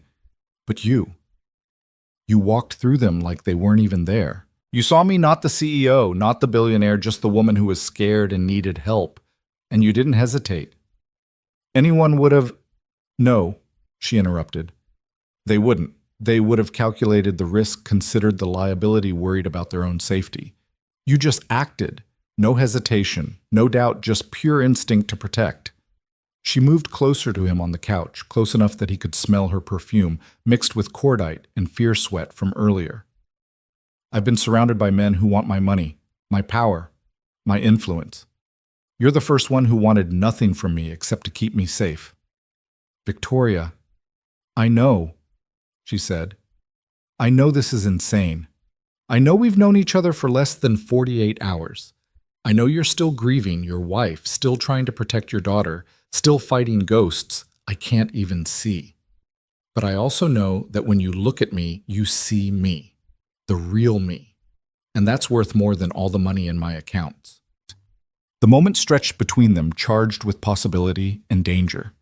Ethan wanted to reach for her, wanted to lose himself in something other than violence and fear, wanted to pretend for just a moment that he was a normal man with a normal life. But then Lily screamed. Ethan was moving before the sound fully registered, sprinting down the hallway with Victoria close behind. He burst into the bedroom to find Lily sitting up in bed, eyes wide with terror, pointing at the window. "There's someone out there," she whispered, "watching us." Ethan moved to the window, staying to the side, peering out into the darkness. At first he saw nothing, then movement. A shadow against shadows, barely visible, but there.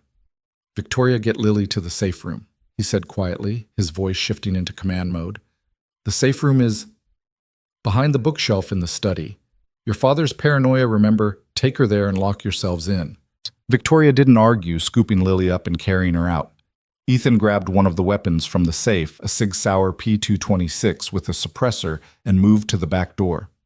The forest was silent. Too silent. No insects, no nightbirds, nothing. Someone had disturbed the natural order, and nature was holding its breath. Ethan slipped outside, becoming part of the darkness. This was his element, where the civilized man fell away and the predator emerged. He'd hunted Taliban fighters through Afghan mountains, Iranian operatives through Tehran streets, Russian Spetsnaz through Chechen forests. One person in Wisconsin woods shouldn't be a problem, except it wasn't one person. He spotted the first one 15 meters out using thermal imaging scope, the heat signature clear against the cold forest. The second was 20 meters to the left, covering his partner. Professional spacing, professional equipment. But they'd made a mistake. They were hunting Ethan Cole, construction worker, not Ghost, his operational call sign from his activity days. He circled wide using skills learned in places where failure meant death. The forest floor was covered in decades of pine needles, soft and silent under his feet. The first target never heard him coming. Ethan's arm went around the man's throat, cutting off sound and blood flow simultaneously. The body went limp in seconds. He lowered it gently, taking the man's rifle, another HK-416, these people had good taste in weapons, and his radio. "Bravo 2 status," a voice crackled. Ethan keyed the mic twice, the universal signal for all clear, maintaining silence. The second operator was harder. He was in a good position back to a large tree covering multiple approaches. But he was focused on the cabin, watching for someone trying to escape, not someone hunting him. The shot was clean, suppressed, precise. The man dropped without a sound. "Bravo team report," the radio demanded. Ethan ignored it, moving toward where he'd heard the transmission originate. The command element would be further back, probably with a vehicle for quick extraction. He found them 2 more operators, and what looked like a team leader near a black van hidden on an old logging road. They were just starting to realize something was wrong. Weapons coming up. Heads on swivels. Too late. Ethan put 2 rounds through the windshield, taking out the driver. The others scattered, seeking cover, returning fire. The forest erupted with the sound of automatic weapons' muzzle flashes strobing in the darkness. But Ethan was already moving, flanking left, using their muzzle flashes to track them. One operator made the mistake of staying still too long. Ethan's shot caught him center mass, spinning him into a tree. The team leader was good, very good. He'd found solid cover and was laying down disciplined fire, trying to pin Ethan while calling for backup. "Need immediate QRF at grid 774. Team is down? Repeat, team is down. Ghost is active? Repeat. Ghost is..." Ethan's bullet cut the transmission short. Silence fell over the forest, broken only by the ringing in his ears. He moved through the killing ground, methodically checking bodies, gathering intelligence. They all had the same tattoo on their wrists, a small scorpion. Russian mafia, but high-end, connected to government services. One was still alive, barely blood bubbling from his chest with each breath. Ethan knelt beside him. "Who sent you?" The man coughed, blood speckling his lips. You're supposed to be nobody, just construction worker." "Who sent you?" Ethan repeated. "Doesn't matter. Contract is out, open bounty. Every operator in the world, coming for you. Volkov's money, but not just his. The man's eyes were glazing. Your own people. They want you. Dead. Why? But the man was gone, his last breath rattling out into the cold Wisconsin night. Ethan stood looking back toward the cabin. How many more would come? How many more nights would Lily wake to gunfire and death? How long before their luck ran out? He made his way back inside, knocking on the safe room door in a specific pattern. Victoria opened it, Lily clinging to her hand. Is it over? Victoria asked. For tonight. He looked at his daughter, her eyes too old for her young face. Pack everything. We leave in 10 minutes. Where will we go? Lily asked in a small voice. Ethan pulled her into a hug, feeling her trembling against him. Somewhere safe, baby, I promise. But even as he said it, he knew it was a lie. There was no safe place, not anymore. Webb had burned him thoroughly, completely. Every intelligence service, every mercenary group, every contract killer with dreams of a big payday would be looking for him. The meeting with Morrison, Victoria said quietly. It's our only chance. She was right. They needed answers, needed to know why he'd been burned, who was really behind this. But walking into Chicago, into what could easily be a trap, felt like suicide. Daddy, Lily said, looking up at him. The bad men, they're not going to stop, are they? He wanted to lie, wanted to protect her from the truth, but she'd seen too much, been through too much. She deserved honesty. No, baby, they're not going to stop. Then we have to stop them first. The simple clarity of a child's logic. Victoria laughed, dark and bitter. Out of the mouths of babes, she said. Your daughter's right, Ethan. We can't keep running, can't keep reacting. We need to take the fight to them. That's not possible, not safe. Nothing about this is safe. At least if we're attacking, we have the element of surprise. Ethan looked between them.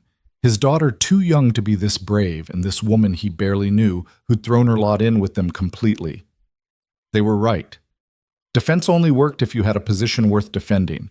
Out here constantly moving, they were just prey waiting to be caught. All right, he said finally. We go to Chicago. We meet Morrison. We get answers. And then we hunt. Victoria finished her CEO voice, returning the one that had crushed competitors and built empires. We find whoever did this, and we end them. It won't be that simple. These are professionals with resources, with everything except what we have, Victoria interrupted. They have money and guns and numbers. But we have something they don't expect. We have you trained by the best declared dead, but very much alive. We have me with connections and resources they don't know about, and we have her, she gestured to Lily, giving us a reason to fight that goes beyond survival. She was right in her own way. The enemy, whoever they were, expected him to run to hide to try to disappear again. They didn't expect him to come straight at them. There's something else, Victoria said, moving to another hidden panel in the wall. This one revealed a small arsenal, rifles, handguns, tactical gear. My father didn't just meet with people here. He trained here, prepared for a war he thought was coming, a war between those who control the world's resources and those who want to take them. Your father sounds like he was paranoid. Paranoid and right aren't mutually exclusive. She pulled out a tablet, one of the old ones not connected to any network. Before he died, he compiled files on everyone he considered a threat. Government officials, rivals, CEOs, intelligence operatives. If your handler is in here, she powered on the device, scrolling through encrypted files. Suddenly, she stopped, her face paling. What is it? She turned the tablet toward him. There on the screen was a photograph of Colonel Marcus Webb, younger but unmistakable. The file beneath it was extensive operations connections, financial records. Your father knew Webb, more than knew him. According to this, Webb was on his payroll. Off-the-books medical supplies for black ops in exchange for making certain problems disappear. She kept reading, her expression growing more troubled. Ethan, 3 weeks ago, there was a congressional hearing, classified, but my father had sources. They were investigating illegal operations, war crimes. Your name came up. That's impossible. Everything I did was sanctioned. Not according to this. Someone testified that you went rogue in Pakistan, killed a village elder who was actually a CIA asset, that you were running your own operation selling weapons to the highest bidder. That's a lie. I believe you. But if Congress believes it, if they think you're still alive and could testify. She looked up at him. Webb didn't burn you because someone paid him. He burned you to protect himself. Dead men can't testify. The pieces were falling into place, forming a picture Ethan didn't like. Webb had set him up, created a false narrative, then tried to have him killed to keep him from defending himself. We need those files, Ethan said. Everything your father had on Webb, on the operations, on anyone involved. They're all here. But Ethan, if we use them, if we go public, then we declare war on the intelligence community. Is that what you want? Ethan thought about the bodies in the forest, about the attempt on Lily at school, about the fear in his daughter's eyes. They declared war first. I'm just going to finish it. Victoria smiled, sharp and dangerous. Then we'd better get moving. Chicago is 6 hours away, and we have a lot of planning to do. As they packed loading weapons and supplies into the SUV, Ethan caught Victoria's arm. When this is over, however it ends, I want you to know what you've done for us, for Lily, is what anyone would do. No, he said firmly. It's not. You could have walked away after the jewelry store, could have let us disappear when the Russians came, could have stayed safe in your penthouse with your money and your power, but you didn't. You stood with us. That means something. She looked at him for a long moment, something shifting in her expression. Then she rose up on her toes and kissed him soft and quick, a promise of possibilities if they survived. Save the gratitude for when we're all still alive, she said, pulling away. Now, let's go meet a general about a war. They drove out of the forest as dawn broke over Wisconsin, three unlikely allies bound together by violence and circumstance. Behind them, the cabin stood empty except for the bodies that would soon be discovered, a message written in blood that Ghost was no longer hiding. The road to Chicago stretched ahead, leading toward answers or death, possibly both. But for the first time since Sarah's death, Ethan felt something other than grief and duty. He felt purpose. He felt rage. And underneath it all, looking at Victoria as she drove and Lily as she slept, he felt the dangerous stirring of hope. The hunt was about to begin. The Chicago skyline emerged from the morning haze like teeth rising from gray gums, each building a monument to ambition and greed. Ethan watched it grow larger through the windshield, his hand unconsciously checking the Glock tucked under his jacket. They'd switched vehicles twice during the night, Victoria calling in favors from people who didn't ask questions, and now rode in a stolen sedan with plates that wouldn't trace back to anyone. Remember the plan. Victoria said, her eyes fixed on the road ahead. She'd changed into dark jeans and a leather jacket, looking nothing like the CEO who'd walked into a jewelry store 3 days ago. Morrison will be at the Millennium Park parking garage, level B3, northwest corner. If anything feels wrong, we abort, Ethan finished. I know, but he's going to have backup. Men like Morrison don't meet potential threats alone. Tom isn't a threat, Victoria insisted, though her knuckles were white on the steering wheel. He bounced me on his knee when I was 5. He gave me away at my wedding. You were married. For about 15 minutes, historically speaking. Turned out my husband was more interested in my father's connections than me. Tom was the one who helped me get the divorce without losing half the company. Lily stirred in the back seat, wrapped in a blanket they'd bought at a truck stop. She'd been quiet since the cabin, processing everything with the eerie resilience children developed when their worlds kept ending. Are we going home? She asked softly. Not yet, baby, Ethan said, meeting her eyes in the rearview mirror. Soon. I don't want to go home, she said, surprising him. Home is where Mommy got sick. Home is where the bad men know to find us. The truth of it hit like a physical blow. His 7-year-old daughter had already learned what had taken him years in special operations to understand. Home was just a target. Sentiment was weakness, and safety was always temporary. Victoria's phone, a burner they'd picked up, buzzed. She checked it at a red light. Morrison's there. He says he's alone, but he's lying. Ethan scanned the streets around them, noting positions, angles, escape routes. Pull over here. We walk the rest. They parked 6 blocks from the garage, Ethan carrying Lily on his hip to keep her close. She was too big for it, but he needed her within arm's reach. Victoria walked slightly ahead, her body language casual, but Ethan could see the tension in her shoulders the way her hand stayed near the pistol in her jacket.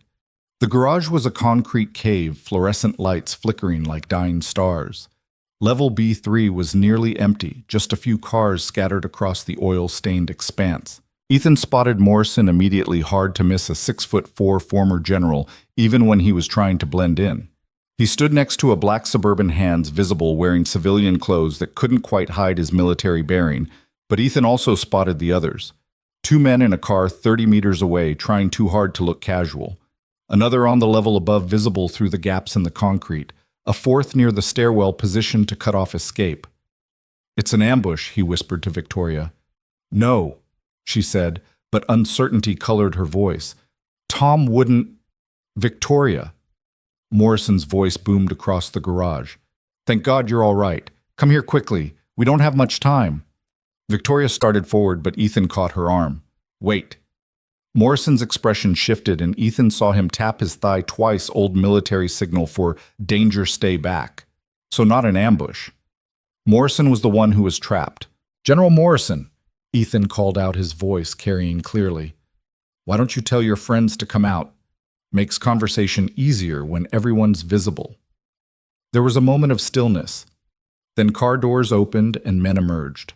Not soldiers, their movements were too fluid, too practiced. Intelligence operatives. CIA or NSA, maybe both. One of them, a thin man with silver hair and dead eyes, stepped forward. "Mr. Cole, I'm Director Harrison, National Security Agency. We need to talk."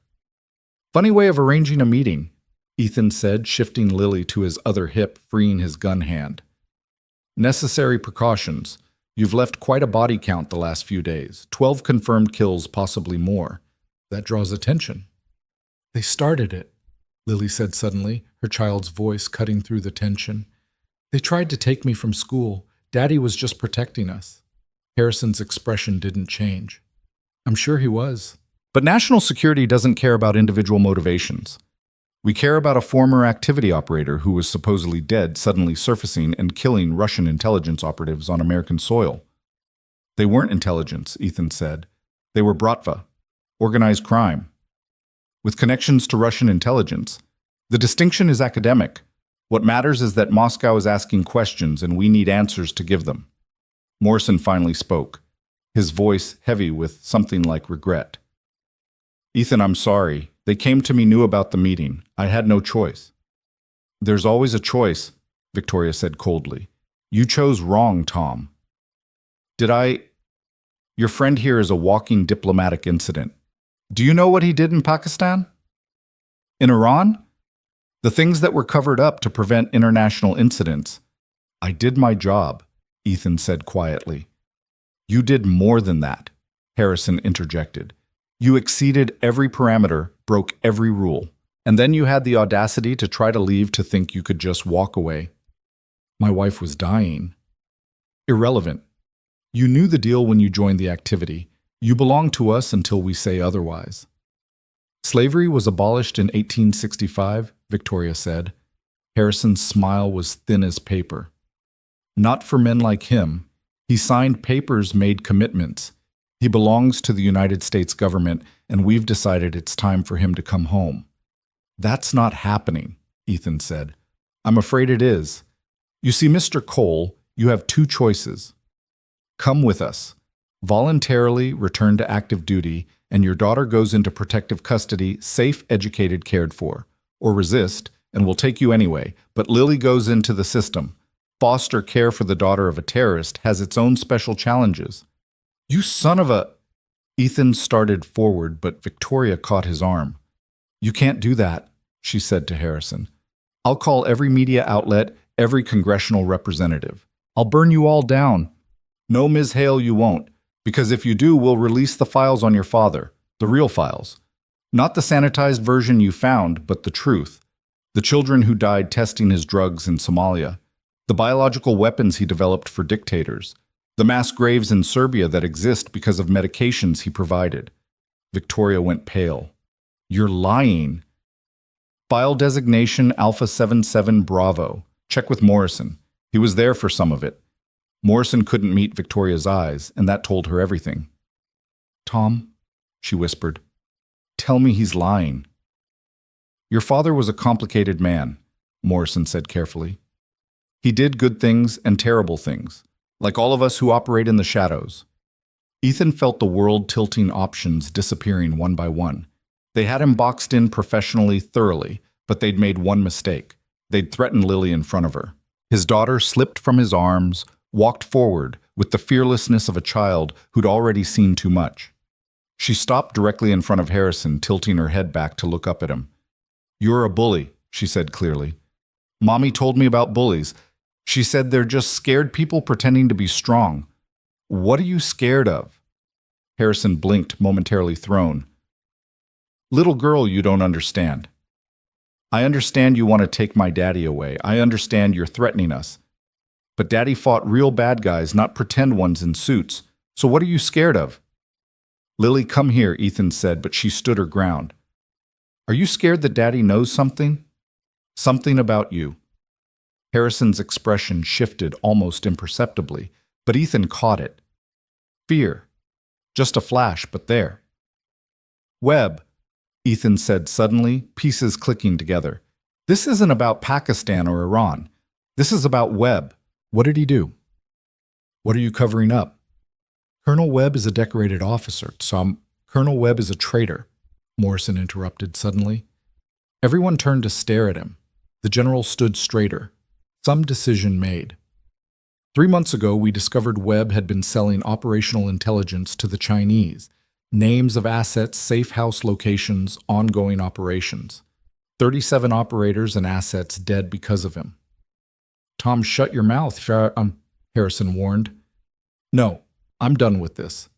Morrison looked at Ethan. "Webb knew you could expose him. You worked directly under him for 3 years, had access to his files, his communications. When he learned you were alive, he panicked, burned you to every intelligence service, every criminal organization he could reach. Figured if you died, his secret died with you. You knew this and did nothing." Victoria's voice was ice.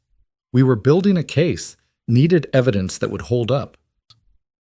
"While people were dying," Ethan said flatly. "It's complicated." "No." Ethan cut him off. "It's simple. Webb is a traitor. You knew it. You let him burn me to protect your investigation. And now you want me to come in quietly, be a good soldier, pretend none of this happened." "It's the best option for everyone," Harrison said, but his confidence was cracking. "Here's a better option," Ethan said, pulling out the tablet Victoria had taken from the cabin. "This contains every file from Victoria's father's records. Every dirty deal, every black operation, every politician and intelligence officer on the take. Including you, Director Harrison. Seems you've been taking money from pharmaceutical companies to approve enhanced interrogation drugs. Drugs that violate the Geneva Convention." Harrison's hand moved toward his weapon. "You're bluffing. Transaction records from the Cayman Islands, September 2019 through March 2023. $2.7 million in consulting fees for a company that doesn't exist. Should I continue?" The garage fell silent except for the distant hum of traffic above. "Here's what's going to happen," Ethan continued. "Webb is going down for treason. You're going to make that happen publicly, completely. My burn notice gets rescinded, my record cleared. Lily and I get new identities, real ones bulletproof, and we disappear." "You're in no position to make demands," Harrison said, but he was sweating now. "I'm holding evidence that could destroy half the intelligence community. I'd say I'm in the perfect position. If you release that, I won't unless something happens to us. It's all set up on a dead man's switch. I don't check in every 72 hours. Everything goes to the Washington Post, New York Times, and WikiLeaks simultaneously." "You're not that sophisticated," Harrison said, but doubt colored his voice. Victoria smiled coldly. "He's not. But I am. My company developed the encryption software your agency uses. I know every backdoor, every vulnerability. The files are already uploaded, dispersed across 17 servers in 12 countries. Touch us, and the intelligence community burns." Morrison stepped forward. "Director, I recommend we take the deal. Webb is a liability anyway. This gives us a clean resolution. You're part of this, Morrison. I'm part of ending this. Too many good people have died for bad reasons. Time to stop the bleeding." Harrison looked between them, calculating odds, measuring threats. Finally, he nodded slowly. Webb gets arrested tonight. Treason, espionage, conspiracy. He'll die in federal prison. Not good enough, Ethan said. I want him to know it was me. I want him to know that burning me was the worst mistake of his miserable life. That can be arranged. Harrison pulled out his phone, spoke quietly for several minutes. When he finished, he looked older, defeated. It's done. Webb's being arrested as we speak. Your burn notice is rescinded. New identities will be ready within 48 hours. And my father's files, Victoria asked. Buried. They never existed. Your father died a philanthropist and businessman, nothing more. I want it in writing, Ethan said. You want a receipt for blackmail. Harrison laughed bitterly. Fine. He pulled out a tablet, typed rapidly, then handed it over. Presidential finding. Signed, sealed, delivered. You're free, Mr. Cole. Congratulations. You've just beaten the United States intelligence community. I didn't beat you, Ethan said, picking up Lily again. I just reminded you that even shadows have to follow some rules. They backed away slowly, Ethan keeping his eyes on Harrison and his men until they reached the stairwell. Only when they were 3 blocks away did he allow himself to breathe. Is it over? Lily asked. That part is, Ethan said, though he knew better. Men like Harrison didn't forget, didn't forgive. They'd bought time, maybe years, but not peace. Victoria's safe house was a condo in Lincoln Park, purchased under so many shell companies that even she had trouble tracking it. They arrived as the sun set, painting the city in shades of amber and blood. While Lily showered, insisting she could do it herself, asserting independence in the only way she could control Ethan. And Victoria sat on the balcony sharing a bottle of wine that probably cost more than his monthly rent. So what now? Victoria asked. New identities, new city, new life. That's the plan. And us. Ethan looked at her. This remarkable woman who'd upended her entire life for strangers. I don't know. You have an empire to run. We'll have to disappear. Empires are overrated, she said softly. I've been thinking about selling, stepping back, finding something more meaningful to do with my life. Like what? Like helping people who can't help themselves. Like using my father's blood money to do some good. Like, she paused, vulnerable in a way he'd rarely seen, like being part of a family again. Victoria, I know it's fast, I know it's crazy, but when have we done anything that wasn't... I'm not asking for promises or declarations. I'm just saying, wherever you and Lily go, there might be room for one more. Before Ethan could respond, his phone rang. The secure one Harrison had given him. Webb's number. He answered, putting it on speaker. You bastard! Webb's voice was raw, broken. You destroyed everything. You destroyed yourself the moment you sold out your own people. I did what I had to do. You think you're so righteous, but you've done worse. Pakistan, that village. I was following your orders, orders you gave knowing they were based on false intelligence you'd sold to the enemy. Silence. Then, how long have you known? Long enough. Goodbye, Webb. Enjoy federal prison. I hear they're particularly unkind to traitors. He hung up feeling something release in his chest. Not peace exactly, but the closest thing to it he'd felt in years. Lily emerged from the bathroom in pajamas Victoria had bought, her hair wet and tangled. Ethan moved to help her with it, but she climbed into Victoria's lap instead. Will you braid it? She asked. Mommy used to braid it. Victoria's eyes met Ethan's over Lily's head, asking permission. He nodded throat tight as he watched Victoria's fingers work through his daughter's hair with unexpected gentleness. Victoria, Lily said quietly, are you going to stay with us? Do you want me to? Daddy's lonely. He thinks I don't know, but I do. He talks to Mommy's picture when he thinks I'm asleep, and you make him smile. Not the fake smile he does for me, but the real one. Lily, Ethan started. And I like you, Lily continued. You're brave and smart, and you smell nice. Mommy would like you too. She told me once that if something happened to her, Daddy should find someone who could take care of him because he's really bad at taking care of himself. She did not say that, Ethan protested. She did, right before the last surgery. She said you were the strongest man she knew, but everyone needs someone to be strong for them sometimes. Victoria finished the braid, tied it off with a hair tie. Your mom sounds like she was very wise. She was. She would have fought bad guys too if she wasn't sick. She was brave like you. The comparison hung in the air, Sarah's ghost suddenly present in the room, but it didn't feel wrong or intrusive. It felt like permission, like blessing. Time for bed, Ethan said softly. As he tucked Lily in, she grabbed his hand. Daddy, are we going to be okay now? He thought about lying, about promising her safety and certainty, but she'd earned the truth. I don't know, baby, but we're together and we're alive and we have people who care about us. That's more than okay. That's everything. She nodded, satisfied with the honesty. I love you, Daddy. Love you too, baby. To the stars and back. That's what Mommy used to say. I know. He found Victoria on the balcony again, city lights spread below them like a circuit board. She'd been crying, he could see the tracks on her cheeks. I'm sorry, she said. I don't mean to intrude on Sarah's memory. You're not, he said, sitting beside her. Sarah's been gone 3 years. She's not coming back, and she wouldn't want us frozen in the past. Lily's right. She would have liked you. How do you know? Because you fought for us when you didn't have to. Because you see Lily as a person, not just a kid. Because you make me remember who I was before all the death and violence. Not the soldier, not the operative, just Ethan. Victoria leaned against him, her head on his shoulder. So what do we do now? Now we wait for the new identities. Pick a place to start over. Try to build something resembling a normal life. Sounds boring, she said, but he could hear the smile in her voice. Gloriously boring, he agreed. They sat in comfortable silence, watching the city pulse with life below. Somewhere out there, Webb was being processed into federal custody.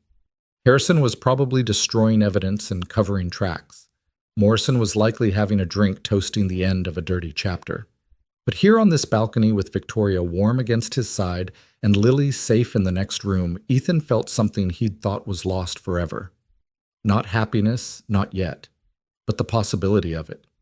The promise that maybe, just maybe, the running was over. His phone buzzed, a text from Morrison. Transport arranged, tomorrow 10 a.m., airport hangar 7, new life waiting. Where do you want to go? He asked Victoria. Somewhere warm, somewhere far from here, somewhere we can just be. She lifted her head to look at him. If the offer's open? Instead of answering with words, he kissed her. It was different from the quick kiss at the cabin, slower, deeper, full of promise and potential. When they finally broke apart, both were breathless. Is that a yes? She asked. It's a definitely. They went inside, checked on Lily one more time. She was sprawled across the bed, one arm hanging off the edge, completely at peace. Then they retreated to Victoria's room, not for passion, but for comfort, holding each other as they talked about possibilities, about futures, about a life beyond violence and fear. Tell me about Sarah, Victoria said in the darkness. Not the sad parts, the good parts. So he did. He told her about Sarah's laugh, how she snorted when something really amused her, about her obsession with true crime podcasts, how she'd solved the cases before the reveal, about her terrible cooking but amazing baking, how she'd burn spaghetti but make perfect soufflés. She sounds wonderful, Victoria said when he finished. She was, but that chapter's closed. It's time to write a new one. What's it called, this new chapter? Ethan thought about it, about everything that had happened, everything that was yet to come. Phoenix, he said finally. It's called Phoenix, rising from the ashes. Victoria traced patterns on his chest in the darkness. I like it. Very symbolic. Sarah would have said it was too on the nose. Probably, but she's not here to edit. The truth of it should have hurt, but it didn't. Sarah was gone, had been gone for 3 years. He'd mourned her, would always love her, but she wouldn't want him frozen in grief forever. Ethan, Victoria's voice was soft, uncertain. What if they don't let us go? What if Harrison was lying? Then we run, we fight, we survive, together. You make it sound simple. The best things usually are. She was quiet for a moment, then, I love you. The words hung in the darkness, powerful and dangerous and absolutely true. They'd known each other less than a week, had been through more trauma than most couples experienced in a lifetime. By any reasonable measure, it was too fast, too intense, too everything. But reasonable had gone out the window the moment she'd walked into that jewelry store. I love you too, he said, meaning it completely.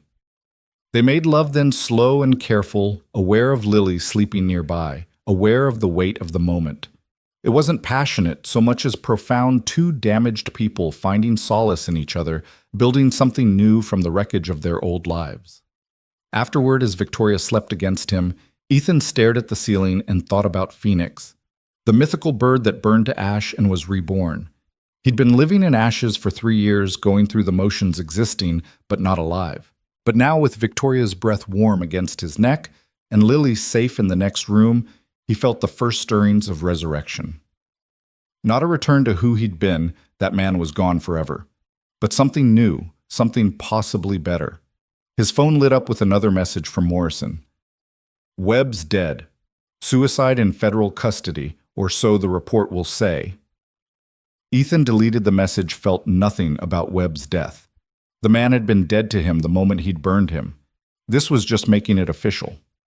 Victoria stirred against him. Can't sleep. Just thinking. About tomorrow, the day after, the future. And I think it might actually exist. For the first time in years, I think we might actually have one. She kissed his shoulder. We do. I promise you we do. Outside Chicago sprawled in all its corrupt glory, a city built on bones and dreams in equal measure. But inside this room in this moment there was peace. Fragile, temporary, but real. Tomorrow they would run again one last time. Tomorrow they would become new people with new names and new histories. Tomorrow the resurrection would be complete. But tonight they had this, each other, the promise of something better. And for now that was enough. It was more than enough. It was everything. The morning arrived wrapped in fog, Chicago's skyline ghosted behind a veil of gray that seemed appropriate for a day of endings and beginnings. Ethan woke to find Victoria already dressed, standing at the window with a cup of coffee, watching the city wake up. She'd put on one of his shirts over her jeans, and something about that simple domesticity made his chest tight. Second thoughts? He asked, sitting up. She turned, smiled. Third and fourth thoughts, actually, but they all lead to the same conclusion. She crossed to him, handed him a mug. This is right. We're right. From the other room came the sound of Lily singing some pop song he didn't recognize, but she'd apparently memorized completely. Normal. So achingly normal it almost hurt. I've been thinking, Victoria said, sitting beside him on the bed. About the new identities. Who do you want to be? Alive, he said immediately. Present. Not looking over my shoulder every 5 seconds. I mean specifically. New name, new history, you get to reinvent yourself completely. Ethan considered it. For 6 years he'd been ghost, a designation more than a person. For 3 years after that he'd been nobody, a grieving widower barely existing. Who did he want to be now? Someone simple, he said finally. Maybe a teacher, history or shop class. Something where I can actually build instead of destroy. Professor Cole? Victoria said, trying it out. I like it, very distinguished. What about you? Who does Victoria Hale become when she stops being Victoria Hale? Her expression shifted, vulnerable.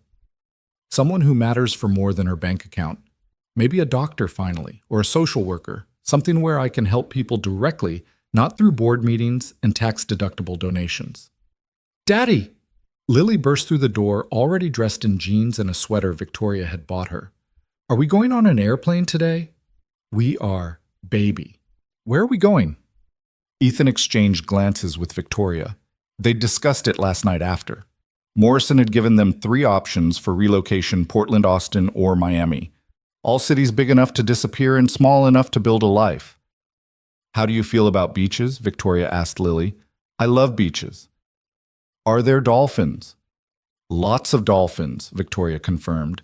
and sunny days and Cuban food and a really good school where you can make new friends. Miami, Lily said, testing the word. That's in Florida, right? We studied it in geography. That's right, Ethan said, proud of her as always. How do you feel about living there? Lily climbed onto the bed between them, settling against Ethan's side with the casual affection of a child who'd never doubted she was loved. Will we have a house? Our own house? Yes, Victoria said, with a yard and maybe a pool and definitely room for a dog if you want one. Mommy was allergic to dogs, Lily said matter-of-factly, but she said maybe someday when I was older and could take care of it myself. She looked up at Ethan. Is someday now? The question carried more weight than she probably intended. Is someday now? Is it time to stop waiting for a life that's never coming back and start building the one that's here? Yeah, baby, he said, throat tight. Someday is now. They packed quickly, efficiently. Victoria had already arranged for her belongings to be shipped separately, everything else she was leaving behind. Billions of dollars in assets being transferred to a trust, her company being sold to a competitor who'd been circling for years. She was burning her old life as thoroughly as Ethan had burned his. No regrets? He asked as she signed the last papers officially transferring control. None, she said firmly. I built that company to prove I could, to show everyone who doubted me. But I don't need to prove anything anymore. I know who I am. The ride to the airport was quiet, each lost in their own thoughts. Lily had her face pressed to the window, saying goodbye to a city she'd barely known, but that had shaped her in fundamental ways. She was leaving Chicago as a different child than she'd entered it, older, warier, but somehow also more hopeful. Hangar 7 sat at the private aviation section of O'Hare, a nondescript building that could have housed anything. Morrison was waiting beside a Gulfstream G650, looking tired but satisfied. Your chariot awaits, and he said, gesturing to the plane. Fully fueled flight plan filed for Miami International. Your documents are on board new passports, driver's licenses, birth certificates, complete histories going back 3 generations. The algorithm-generated backstories are so detailed even you'll believe them. Thank you, Victoria said, and surprised him with a hug.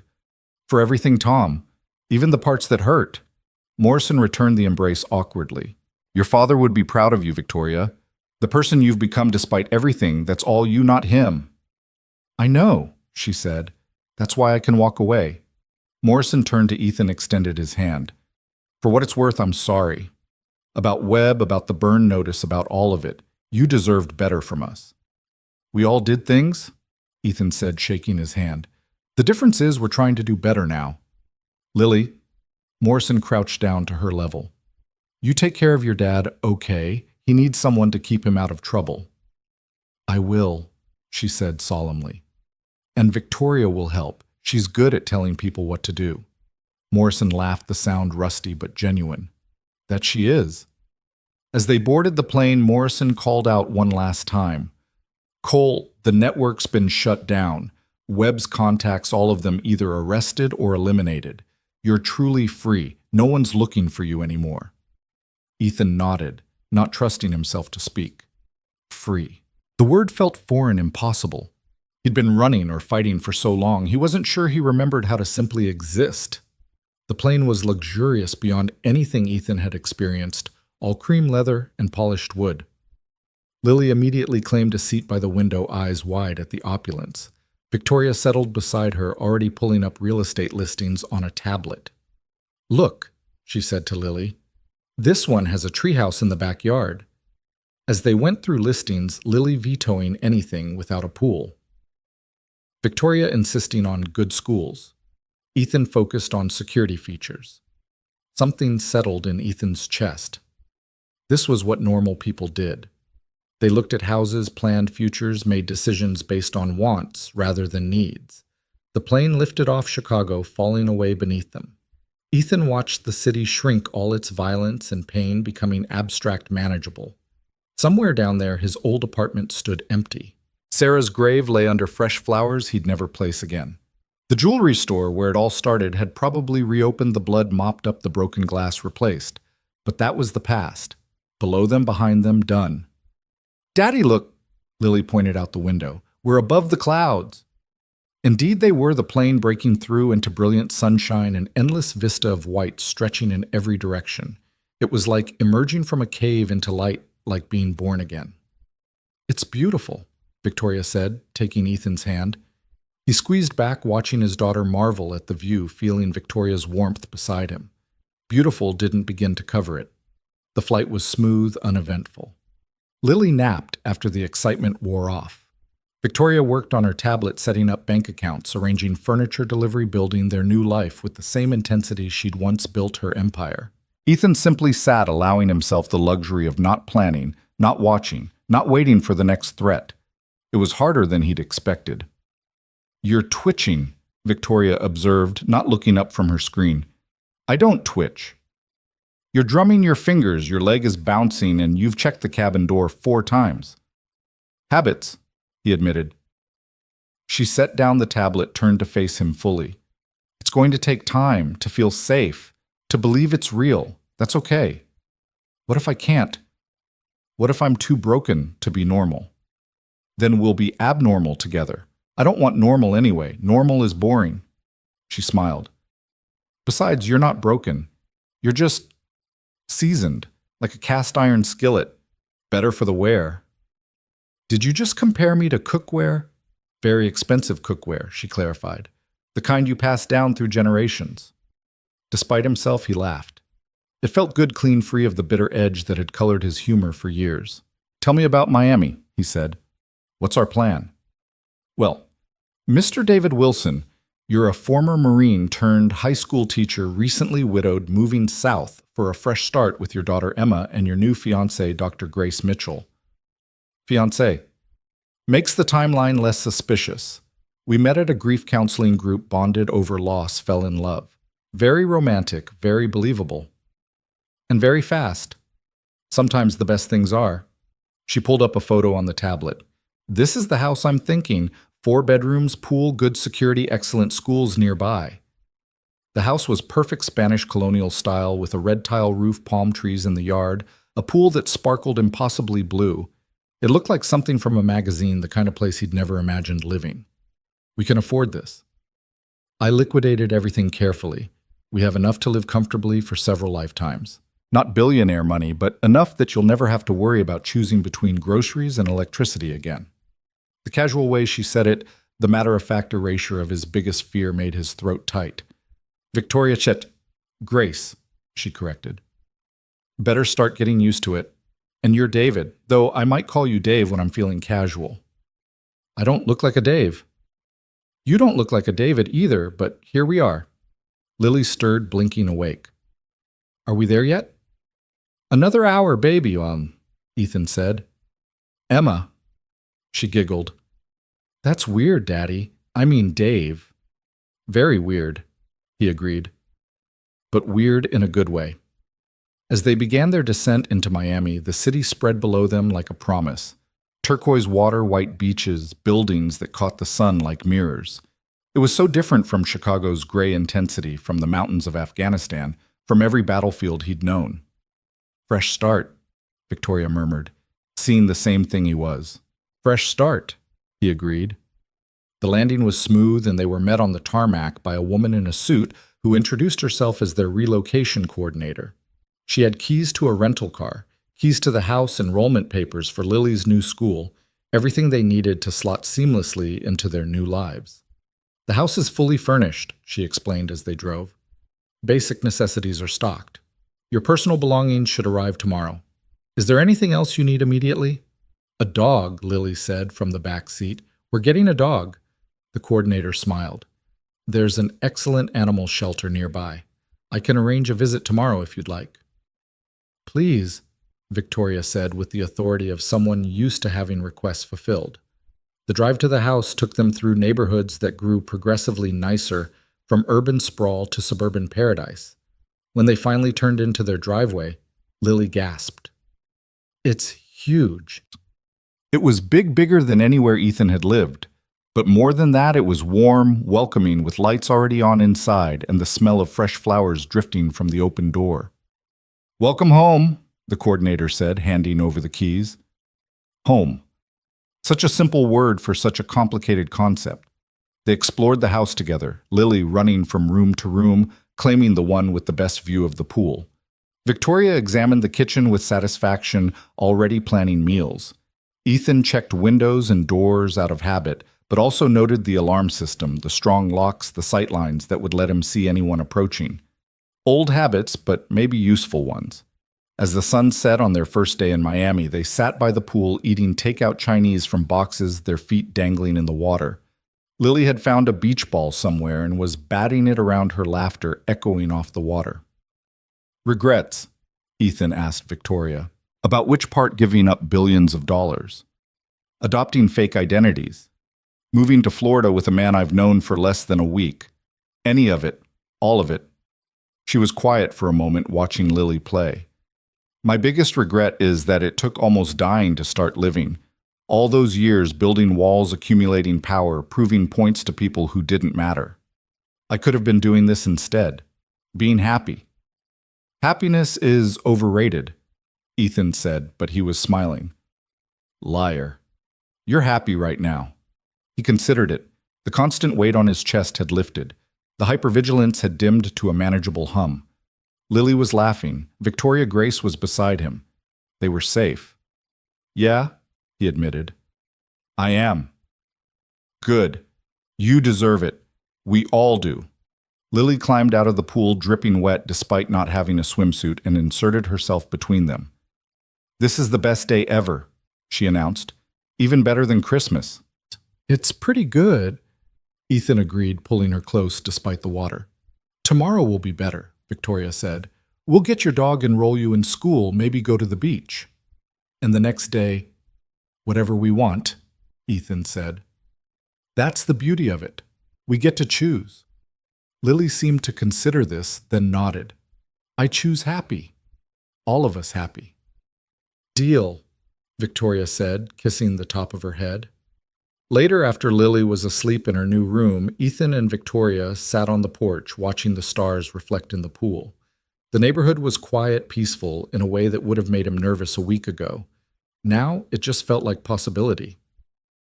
She's resilient, Victoria observed.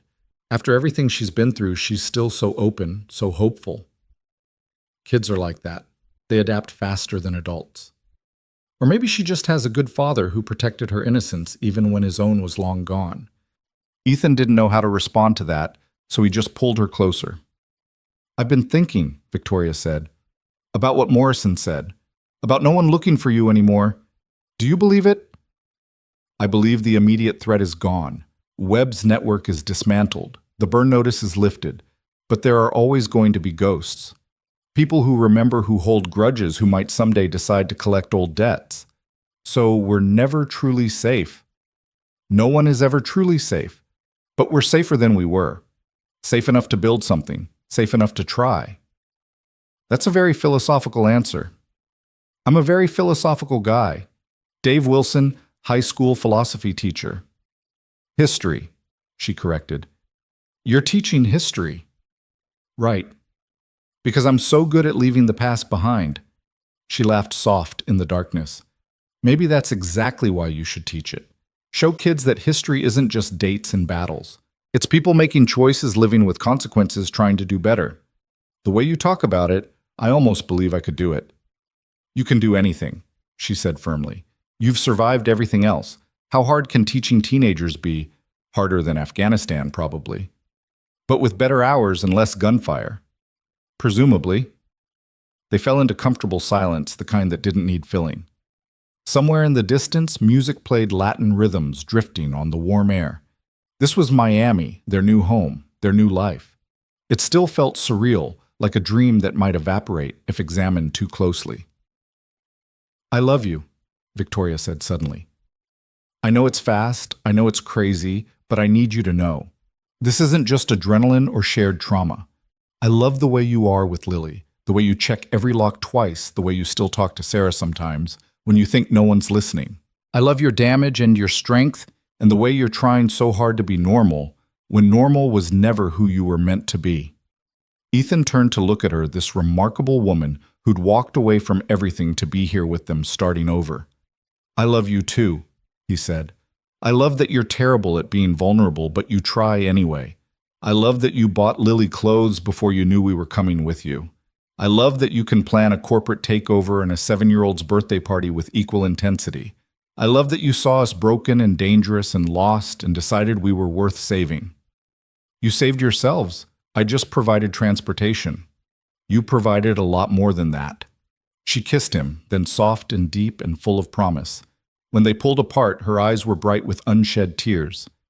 Sarah would approve, she said, of this of us. How do you know? Because she loved you enough to make you promise to live even after she was gone. This is living Ethan. This is what she wanted for you. He thought about Sarah about their last conversation before the final surgery. She'd made him promise to find happiness again, to give Lily a complete family, to stop punishing himself for things he couldn't control. At the time, he'd agreed just to give her peace. He never thought he'd actually do it. But here he was doing it, living, moving forward, building something new on the ashes of something lost. We should go in, Victoria said.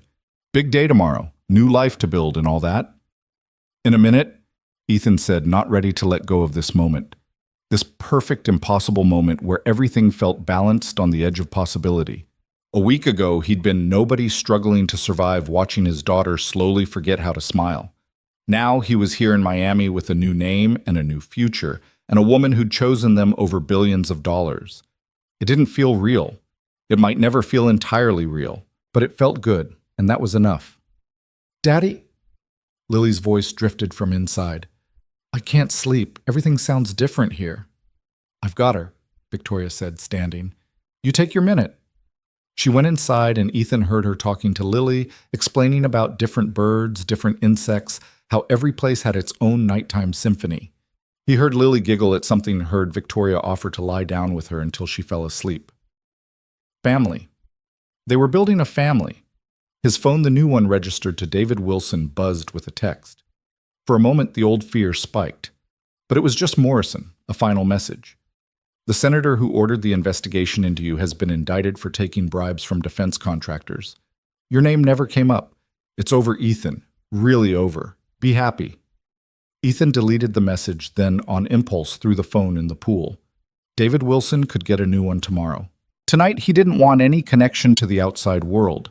He went inside, found Victoria and Lily curled up together in Lily's bed, both asleep.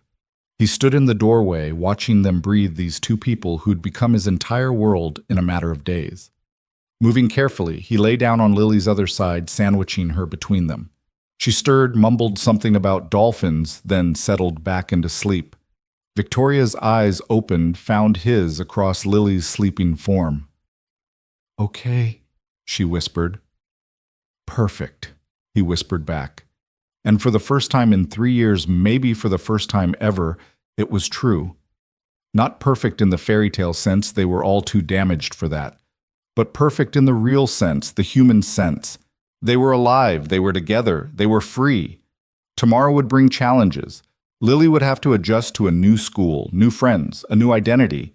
Victoria would have to learn to live without the power and purpose her company had provided. Ethan would have to figure out how to be David Wilson, ordinary person, when every instinct screamed danger at shadows. But they'd figure it out.